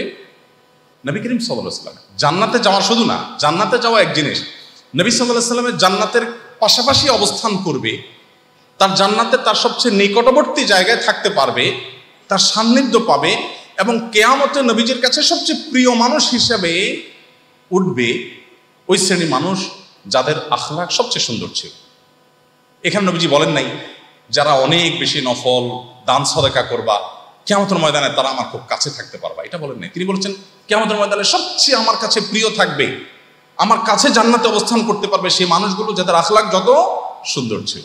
অতএব ভাইরা, আমাদের সংগ্রাম হওয়া উচিত কিভাবে আমাদের আখলাকটাকে সুন্দর করতে পারি। আখলাক সুন্দর কিভাবে করব? ওই যে সত্যবাদিতা, প্রতিশ্রুতি রক্ষা, এবং আচার আচরণের সৌন্দর্য, সকলের অধিকার আদায়ের ব্যাপারে সর্বোচ্চ সচেষ্ট থাকা। মানুষ হিসাবে আমাদের ত্রুটি হয়ে যেতে পারে, অস্বাভাবিক কিছু নয়। এই ত্রুটিগুলোকে সাথে সাথে কারেকশন করে ফেলতে হবে। নবী সাল্লাল্লাহু আলাইহি ওয়াসাল্লাম বলেছেন, সেদিন আসার আগে তোমাদের পারস্পরিক অধিকার যেগুলো তোমাদের দ্বারা খর্ব হয়ে থাকে, তোমার অজান্তে মেজাজ গরম হয়েছে, সামহাও তুমি রাগান্বিত হয়ে গেছো, তোমার দ্বারা আরেকজন অধিকার নষ্ট হয়ে গেছে, এটাকে তাড়াতাড়ি নিষ্পত্তি করে ফেলো। সেদিন আসার আগে, যেদিন কেউ কাউকে ছাড় দিবে না। ইয়াউমা ইয়াফিরুল মারউ মিন আখি ওয়া উম্মিহি ওয়া আবিহি ওয়া সাহিবাতিহি ওয়া বানি, সেদিন মানুষ তার মাকে রেখে পলায়ন করবে। মাকে রেখেও কি সন্তান চলে যেতে পারে? কোভিড-19 আমাদেরকে কিছুটা বুঝিয়েছে। কোভিড-19 তো কিছু না, কিয়ামতের যে ভয়াবহতা হবে, মাকে রেখে সন্তান পালাবে যে নিজের জান বাঁচাই। ওয়া উম্মিহি ওয়া আবি ইয়াউমা ইয়াফিরুল মারউ মিন আখি, ভাইকে রেখে পালাবে, মাকে বাপকে রেখে পালাবে, স্ত্রীকে রেখে স্বামী সারা জীবন অকৃত্রিমভাবে যাকে ভালোবাসা দিয়েছে, সেদিন নিজের জান বাঁচানোর জন্য একে অন্য থেকে পলায়ন করবে। তবে এক শ্রেণী মানুষ পলায়ন করবে না, তারা বরং খুঁজবে নিজের সঙ্গীকে, নিজের সন্তানকে, পরিবার সদস্যকে, যাদের মধ্যকার বন্ধনটার ভিত্তি ছিল, ফাউন্ডেশন ছিল তাকওয়ার উপরে, তারা একে অন্যকে বরং হাত ধরে টানবে। আর যাদের নিজেদের তাকওয়ার ঘাটতি ছিল, ফাসিকি ছিল, আখলাকে ত্রুটি ছিল, ভালো মুসলিম হতে পারে নাই, নাম সর্বস্ব মুসলিম ছিল, তারা একে অন্যকে রেখে পলায়ন করবে এবং সেদিন তারা আফসোস করতে থাকবে। সেদিন আসার আগে আমাদের সমস্ত দেনদারবারগুলো নিষ্পত্তি হওয়া উচিত। আপনি আপনার সহকর্মীর সাথে কখনো রূঢ় আচরণ করে ফেলেছেন সামহাও, বাট আপনার পরে উপলব্ধি জেগেছে, না আমার কাজটা ঠিক হয়নি, আপনি নির্দ্বিধায় তার কাছে মাপ চান। এটাই হলো সৎসাহস। আজ আমাদেরকে সাহসিকতার পরিচয় করানো হয়। মেয়েরা যত অশ্লীল হতে পারে তত বেশি সাহসী ভূমিকায় তারা অবতীর্ণ হয়েছে, ছেলেরা যত নির্লজ্জ হতে পারে তত তারা সাহসী হয়েছে। আমাদের ছেলেদের কেউ যদি মাঠের সকল বেরিয়ার ভঙ্গ করে তার পছন্দের তারকা খেলোয়াড়কে গিয়ে জড়িয়ে ধরতে পারে, তাহলে তাকে সাহসী হিসাবে দেখানো হয়। একজন মুসলমানের সবচেয়ে বড় সাহসিকতার বিষয় হলো যে তিনি হারাম কাজ করবেন, তাতে সবার কাছে অজনপ্রিয় হয়ে যাবেন, তারপর তিনি হারাম কাজ থেকে বেঁচে থাকবেন, সবার কাছে অপ্রিয় হবেন, তারপর তিনি সে হারাম থেকে বেঁচেই থাকবেন। এটা হলো সৎ সাহস। তিনি একটা ভালো কাজ করতে যাবেন, অনেকেরই বিরাগ ভাজন হবেন, কিন্তু সেটা তিনি ছাড়বেন না, তার আদর্শিক জায়গায় তিনি ছাড় দিবেন না। এটা হলো তার সাহস। একজন মুসলমানের সৎ সাহসের ব্যাপার হলো, কারোর প্রতি অবিচার হয়ে গেছে, রিকশাওয়ালাটাকে একটু শক্ত ভাষায় কোনো কিছু বলে ফেলেছি, নামার আগে তার পিঠে হাতটা দিয়ে, ভাই আল্লাহর জন্য মাফ করে দিয়েন, মনে কষ্ট পেয়েছেন, 10 টাকা বাড়াই দিলাম, রাগ করেন না ভাই। এটা হলো সৎ সাহস। আপনার সহকর্মীর সাথে রূঢ় আচরণ হয়ে গেছে, তার কাছ থেকে মাপ চেয়ে নেবেন, এটা হলো সৎ সাহস। আপনার বাবার সম্পদে আপনার বোনের অধিকার ছিল, দেন নাই, আপনি শত অভাব অনটন থাকা সত্ত্বেও পাই পাই করে হিসাব করে বোনের অধিকার বোন ভাগিনাদেরকে বুঝাই দিয়ে আসবেন, এটা হলো সৎ সাহস। এটা হলো আখলাকের দাবি। এভাবে আমাদের জীবনে যখন সকল মানুষ তো বটেই, অন্য ধর্মের মানুষ তো বটেই, এমনকি প্রাণীকুলের অধিকার যখন আদায় করব, কেউ আমার দ্বারা কষ্ট পাবে না। আজকে ইউরোপিয়ানদের, আমেরিকানদের, জাপানিজদের, তার্কি ইয়েদের, কোরিয়ানদের, অন্যান্য অমুসলিম প্রধান দেশগুলোর মানুষদের, তাদের যে সামাজিক সৌন্দর্য দেখি আমরা, তাদের যে ম্যানার্স আমরা দেখি, তাদের যে শৃঙ্খলা বোধ আমরা দেখি, এর সবগুলো শিখিয়েছে আমাদেরকে ইসলাম। বাট দুঃখজনক হলো সেই ইসলাম কেতাবে আছে, আমাদের জীবনে নেই। এটা আমাদের জীবনে আনতে হবে ভালো মুসলিম হওয়ার জন্য, এছাড়া ভালো মুসলিম হওয়ার কোনো পথ আমার অন্তত জানা নেই। আমি বিভিন্ন জায়গায় বলি, গতকাল খুলনা বিশ্ববিদ্যালয়ে বলেছিলাম, আজ আপনাদের এখানে আবারও রিপিট করছি। ডক্টর খন্দকার আব্দুল্লাহ জাহাঙ্গীর রহমতুল্লাহকে আপনারা অনেকেই চিনেন, এই এলাকার মানুষ, ইসলাম বিশ্ববিদ্যালয় কুষ্টিয়ার প্রফেসর ছিলেন। স্যার বলেছেন, ইসলাম নিয়ে আমার যত পড়াশোনা, আমি ইসলাম নিয়ে দেশে বিদেশে অনেক উচ্চতর ডিগ্রি নিয়েছি, পিএইচডি করেছি, বিশ্ববিদ্যালয়ে ইসলামী সাবজেক্টের উপরে পড়িয়েছি। ইসলাম নিয়ে আমার সারা জীবনের সকল জানাশোনার নির্যাস 2 লাইনে আমি বলতে পারি। লাইন নম্বর 1 হলো, ইমানের পর, মৌলিক ফরজ কাজগুলোর পর সবচেয়ে বেশি আল্লাহ তাআলা খুশি হন বান্দার যে কাজে, সেটা হলো মানুষ যখন কারোর উপকার করে, তখন আল্লাহ তাআলা সবচেয়ে বেশি সন্তুষ্ট হন। আর দ্বিতীয় লাইনটা হলো, আমার কোরআন হাদিসের সকল জ্ঞানের নির্যাসের দ্বিতীয় লাইনটা হলো, কুফরের পর, আল্লাহর প্রতি অবিশ্বাসের পর, বড় বড় কাবিরা গুনাহগুলোর পর আল্লাহ সবচেয়ে বেশি অসন্তুষ্ট হন মানুষ যখন মানুষের পিছনে লাগে, ষড়যন্ত্র করে বা মানুষকে কষ্ট দেয়, তখন আল্লাহ সবচেয়ে বেশি ওই ব্যক্তির প্রতি অসন্তুষ্ট হন, তার জাহান্নামে যাওয়ার পথ সুগম হয়। ভাইরা আমার, আমাদের সমাজে বহু মানুষ দেখবেন 5 ওয়াক্ত নামাজ পড়ে মুখে দাঁড়িয়ে আছে, কিন্তু আইল ঠেলে। আইল ঠেলা বোঝেন আপনারা? আছে দিকে আইল ঠেলা বোঝেন তো? মানে নিজের জমিটা বড় করা, আরেকজনের জমি দখল করা। আইল দেখবেন কোপাইতে কোপাইতে নিজের জায়গাটা থেকে, মানে আইল কোপাইতে কোপাইতে জমিতে পুরাটা নিয়ে শেষ, আধা বিগত আইল কোপায় কোপায় শেষ। আইলটা এত বড় আইল ছিল, কাটতে কাটতে চিকন হয়ে গেছে, জাস্ট আরেকজনের জমি দখল করার যে খায় সেই জায়গা থেকে। বাট চাচা মিয়ার মুখে কিন্তু দাঁড়িয়ে আছে, নামাজ কিন্তু একত্র বাদ দেন না, ফজর জামাতের সাথে পড়েন। চাচা বুঝেনই নেই যে এই ফজর নামাজ জামাতের পড়ার নাম ইসলাম না, এটা ইসলামের নামে একটা হাস্যকর আপনার অভিনয়।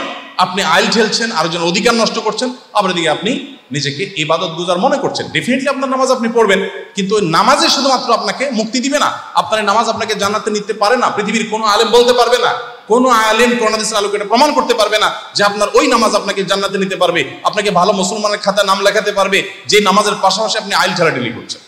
ইম্পসিবল। কিন্তু আমরা করছি, অহরহ করছি। সহকর্মীর সাথে অফিসে অসুস্থ কম্পিটিশনে নেমে গেছে, কিভাবে তাকে খারাপ বানাবেন, কিভাবে তাকে খারাপ জাহির করবেন। বিশেষ করে নতুন বাংলাদেশে আমাকে গতকালকে যে কোনো এক ভদ্রলোক বলছিল, হুজুর এখন তো সময়টা এমন চলছে, সকল সরকারি অফিসের সকল কর্মকর্তারা সবাই হলেন জাতীয়তাবাদী মজলুম লীগের সদস্য। আমি বললাম এটা আবার কি? তো বলে যে যাকেই যাবেন সে বলবে, ভাই আমি বিগত রেজিমের আমলে খুব জুলুমে ছিলাম, আমি খুব অন্যায়ের শিকার ছিলাম, আমি খুব অপরাধ আমার উপরে করা হয়েছে, আমার প্রমোশন আটকারা হয়েছে, এখন সব ফেরেশতা। এবং পারলে একজন ভালো মানুষ তার সহকর্মী, তার বিরুদ্ধে 5টা অভিযোগ, এই লোকটা এই করেছে, এই লোকটা সেই করেছে, হান করেছে, তান করেছে, যাহা মিথ্যা কথা বলে বলে তাকে ইগনোর করার বা তাকে দমিয়ে রাখার চেষ্টা। এটা অনেকেই করতে পারে, বাট মুসলিম আইডেন্টিটি ধারণ করে আপনি নিজেকে মুসলিম দাবি করে আপনি এটা করতে পারেন না। আপনার ইসলাম আপনাকে এটা করতে দিতে পারে না। যদি দেয় তাহলে আপনার ইসলাম নিয়ে আপনাকে 10 বার ভাবতে হবে আপনি কোন ইসলাম অনুসরণ করছেন। আপনি সঠিক ইসলাম অনুসরণ করছেন না, যে ইসলাম আপনার সহকর্মী সম্পর্কে ষড়যন্ত্র করতে আপনাকে উৎসাহিত করছে, যে ইসলাম আপনাকে মিথ্যার আশ্রয় নিতে বাধ্য করছে। আপনার জীবন চলে যেতে পারেন, মিথ্যা বলতে পারেন না, আপনি 2 নম্বরে করতে পারেন না, বাট আপনি করছেন। এটার অনেকখানি দায় আমাদের। আমরা যারা আপনাদেরকে ইসলামের কথা বলি, আমরা ইসলামের প্রকৃত রূপটাকে, যথাযথ রূপটাকে সবসময় ফুটিয়ে তুলতে পারি না। এটা আমাদের দুর্ভাগ্য বা আমাদের অযোগ্যতা, এটা আমাদের সীমাবদ্ধতা। তো আজ আসুন আমরা শপথ করি, সংকল্প করি যে আমরা উত্তম আচরণের অধিকারী হব, আমাদের কাজে কারবারে, আমাদের আর্থিক লেনদেনে, আমাদের জবানে, আমাদের প্রতিশ্রুতিতে, আমাদের সার্বিক কাজকর্মে, আমাদের আশপাশের সবার সাথে, মুসলিমের সাথে, অমুসলিমের সাথে, সহকর্মীর সাথে, পরিবারের সদস্যদের সাথে, চেনা লোকের সাথে, অচেনা লোকের সাথে, পরিবেশের সাথে, প্রাণীকুলের সাথে, সবার সাথে আমি হব সবচাইতে অনুপম আদর্শ।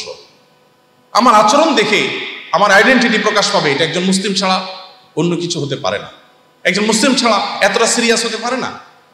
এই জায়গাটা আমাদেরকে যেতে হবে। আল্লাহ তাআলা আমাদের সবাইকে সেই তৌফিক দান করুন। সবাই চেষ্টা করবো তো ইনশাআল্লাহ। আল্লাহ আমাদের সবাইকে ভালো মুসলিম হওয়ার তৌফিক দান করুন, আখলাকি মুসলিম হওয়ার তৌফিক দান করুন। আমি আমার নিজের একটা সিক্রেট দোয়ার কথা আপনাদের বলি। আরাফাতে, মিনাতে, মুজদালাফাতে বা দোয়া কবুলের জায়গাগুলোতে সবারই মনের কিছু চাওয়া থাকে একান্তের। আমি আল্লাহর কাছে অনেক কিছু চাই, এর ভিতরে একটা বিশেষ চাওয়া আমি সবসময় করার চেষ্টা করি। সেটা হলো, আমি আমার কিছু ফাইন্ডিংস আছে, যেমন ডক্টর আব্দুল্লাহ জাহাঙ্গীর রহমাহুল্লাহ, আমি তাকে দেখতাম অত্যন্ত উন্নত চরিত্রের একজন মানুষ হিসেবে। তার চাইতে ইসলামিক জ্ঞানে আরো বেশি সমৃদ্ধ মানুষ এদেশে তখনও ছিল, এখনো আছে। এমন না যে ডক্টর আব্দুল্লাহ জাহাঙ্গীর ইসলামের সবচেয়ে বড় পণ্ডিত, তার চেয়ে বেশি কেউ জানতো না। মানে কোরআন হাদিসের নলেজ যদি বলেন তো স্যারের চাইতে বেশি নলেজ যারা মানুষ যে ছিল না তা না। যে জিনিসটা স্যারের আমাকে আকৃষ্ট করতো, আমি তার সরাসরি ছাত্র না হয়েও তার দ্বারা সবচেয়ে বেশি প্রভাবিত আমি ছিলাম, সেই জিনিসটা হলো যে তার যে চরিত্র, তার যে চরিত্রের মাধুর্য, তার যে চারিত্রিক সৌন্দর্য, তার যে আচরণের সৌন্দর্য, তার যে আখলাকের সৌন্দর্য, এইটা আমি খুব কম মানুষের মধ্যে পেয়েছি। এরকম আরো কিছু ফাইন্ডিংস আছে, শুধু তিনি নন, ওলামাদের মধ্যে, গায়রে আলেমদের মধ্যে অনেকে আছে। আমি আল্লাহর কাছে একান্তে যখন দোয়া করি, আমি এই দোয়াটা সবসময় বলার চেষ্টা করি, আল্লাহ অমুকের মতো চরিত্রটা যেন আমার হয়, তার মতো আখলাকটা যেন আমার হয়। আল্লাহ অমুকের মতো আমাকে ভালো মানুষ হওয়ার তৌফিক দান করবেন। ভালো মানুষ হওয়া ছাড়া ভালো মুসলমান হওয়ার কোনো পথ খোলা নেই। ভালো মুসলমান মানে হলো বাই ডিফল্ট আপনাকে ভালো মানুষ হতে হবে। ভালো মানুষের সেই সংজ্ঞায় ভালো মানুষ হতে হবে যে সংজ্ঞা কোরআন দিয়েছে, যে সংজ্ঞা সুন্নাহ দিয়েছে। এজন্য আসুন, আমাদের সবচেয়ে বড় স্বপ্নের জায়গা, আমাদের সবচেয়ে বড় টার্গেটের জায়গা, আমার জীবনের বড় একটা গোল, আমার জীবনের একটা বড় স্বপ্ন, আমার জীবনে বড় একটা চাহিদা, চাওয়া আল্লাহর কাছে যেন থাকে যে আল্লাহ আমি মরার আগে অন্তত তোমার রাসূল যে মুসলিমের চিত্র অঙ্কন করে গেছেন, তিনি যে উন্নত চরিত্রের অধিকারী ছিলেন, আমি যেন মৃত্যুর আগে হলেও সেরকম মুসলমান হয়ে সেরকম মানুষকে দুনিয়া থেকে যেতে পারি। চেষ্টা করা যাবে না ইনশাআল্লাহ? আমরা যদি সংকল্প করি, খুব সহজ। ছোট ছোট কিছু আইডিয়া আছে যেগুলো আমি নিজে ফলো করার চেষ্টা করি। তোমাদের একটা হলো, আপনার জীবনে যত বদ অভ্যাস আছে, আখলাক বিরোধী, উন্নত চরিত্রের সাথে যায় না এমন কাজ আছে, এগুলো সব আপনি তালিকা করে ফেলেন। আজকাল মোবাইলে নোট নেওয়া যায়, মোবাইলে নোট করে ফেলেন অথবা কাগজে লিখে ফেলেন। লিখে একান্তে সেগুলো কারোর সাথে শেয়ার করার দরকার নেই, মানুষের খারাপ জিনিস প্রকাশ করা ভালো না। সো আপনি এটা নিজের মধ্যে রাখেন এবং দিনে একবার করে এটা একটু দেখেন যে আমি অফিসে কলিগদের বিরুদ্ধে ষড়যন্ত্রে লিপ্ত, দলাদলি হয় সেখানে নানা রকম শয়তানি কর্মকাণ্ড আমি করি, আমার পিয়নকে চুন থেকে নুন খসলেই গালিগালাজ করি, বাসার লোকজন থেকে একটু থেকে ওই দিক হইলেই আমি চোখ রাঙানি শুরু করে দেই, চান্স পালে মানুষের হক কিভাবে মারবো সেই চেষ্টা করি, একটা জায়গায় সিরিয়ালের সময় দাঁড়ায় আসে আমি কিভাবে ফাঁকি দিব সেই চেষ্টা করি। এইভাবে আপনার যত বদ অভ্যাস আছে সব লিখে রাখেন এবং দিনে একবার করে দেখেন, দেখার পর 2 মিনিট 4 মিনিট করে একটু ভাবেন। দেখবেন যে আস্তে আস্তে আপনার মধ্যে এক ধরনের বোধ কাজ করছে যে আমি কিভাবে ভালো হয়ে আসতে পারি, সেই তাগাদা, সেই তাড়া আপনার ভিতরে অনুভব হচ্ছে এবং একটা একটা করে টার্গেট করে করে জীবন থেকে সরিয়ে ফেলেন। আর আখলাককে ভালো করার জন্য আরেকটা আইডিয়া হলো, যাদের উন্নত আখলাক আছে, এটা সবচেয়ে ইফেক্টিভ আইডিয়া, সে মানুষগুলোর সান্নিধ্যে থাকা। আপনার সহকর্মীদের মধ্যে নিশ্চয়ই একজন মানুষ আছে যাকে সবাই বলে লোকটা আসলেই ভালো, সে কারোর ক্ষতি করে না, কোনো ঝামেলায় নাই, আসলেই ভালো। এই যে স্বীকৃতি পাওয়া মানুষটা আপনার নিজেরও ভেতর থেকে সাক্ষ্য দেয় যে লোকটা আসলে ভালো, আপনি তার সাথে বন্ধুতা করেন।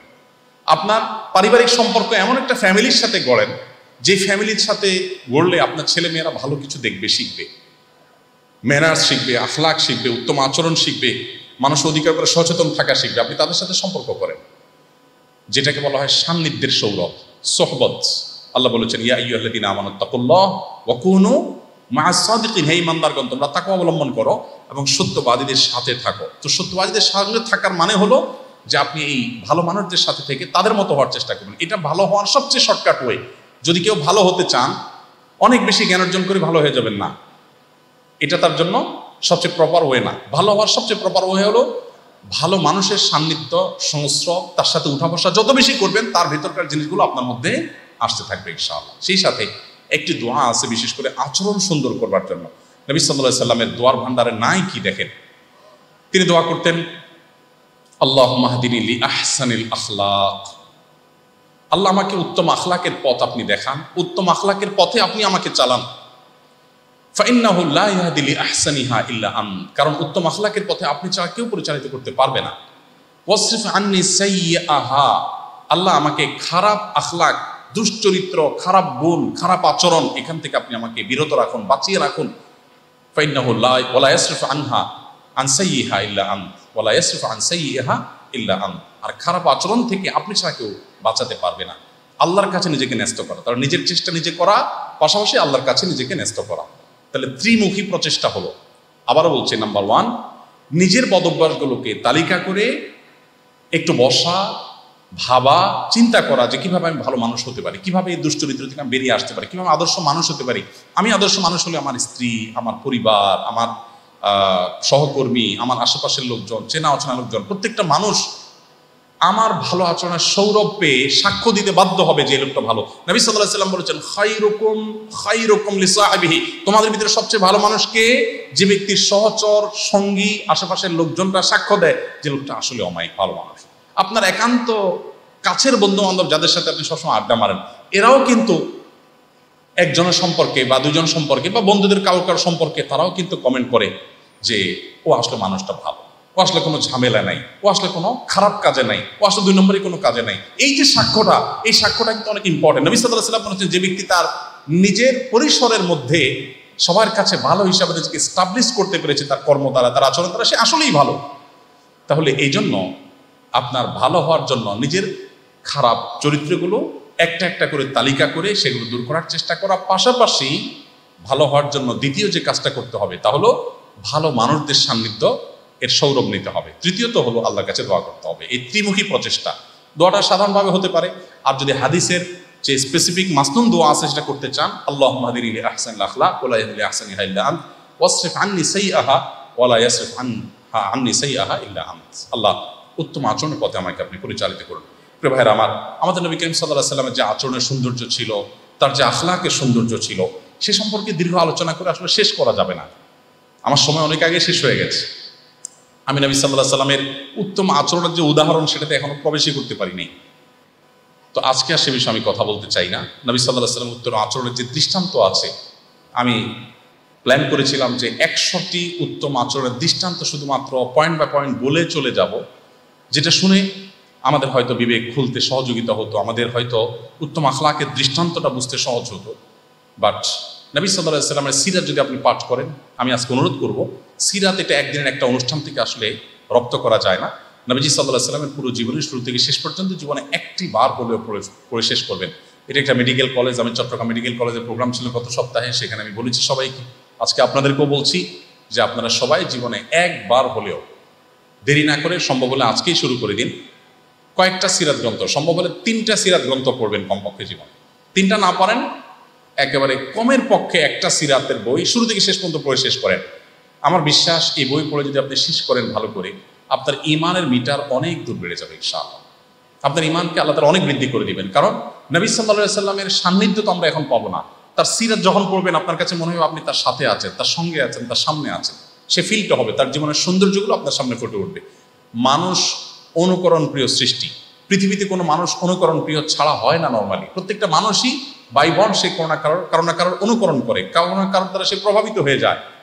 আপনি যদি মুহাম্মদ সাল্লাল্লাহু আলাইহি ওয়াসাল্লাম সম্পর্কে জানতে পারেন, তাহলে পৃথিবীর আর কেউ আপনাকে প্রভাবিত করতে পারবে না। তা না হলে আপনাকে হয়তো অন্য কোনো জীবন দর্শনের দার্শনিক, অন্য কোনো ব্যক্তিত্ব যারা আখিরাতের প্রতি ঈমান নাই, যাদের হয়তো অনেক ভালো দিক আছে কিন্তু অনেক কালো দিকও আছে, তাদের দ্বারা আপনি প্রভাবিত হয়ে বিভ্রান্ত হয়ে যাবেন। এই জন্য আপনার নিজেকে সেভ করার জন্য নবী সাল্লাল্লাহু আলাইহি ওয়াসাল্লাম পুরো জীবনী পাঠ করা দরকার। আর সবচেয়ে বড় কথা হলো, আমি আমাদের ঢাকা ইউনিভার্সিটি টিএসসি সিরাতের প্রোগ্রামে এই বছর বলেছিলাম টিএসসিতে, যে দেখুন, যেই লোকটার সারা জীবন ছিল দুঃখে ভরা, বিপদ মাথায় করে যিনি দুনিয়ার আলো দেখেছেন বাবাকে হারিয়ে, সারাটা জীবন যিনি ছিলেন সংগ্রাম করতে করতে কাটিয়েছেন, বিপদ একটার পর একটা পার করে কাটিয়েছেন, কিভাবে মদিনায় মাত্র 10 বছরে তার ধর্মকে পৃথিবীর সবচেয়ে শক্তিশালী ধর্ম বানিয়ে, তার আদর্শকে পৃথিবীর সবচেয়ে শক্তিশালী আদর্শ বানিয়ে, পৃথিবীর সবচেয়ে জনপ্রিয় মানুষ হয়ে, তার মিশনকে সবচেয়ে বেশি সাকসেস করে, অর্ধ পৃথিবীকে তার পায়ের নিচে এনে, তার খলিফাদের পায়ের নিচে এনে রেখে তিনি দুনিয়া দিয়ে চলে গেছেন। কিভাবে সম্ভব হয়েছে?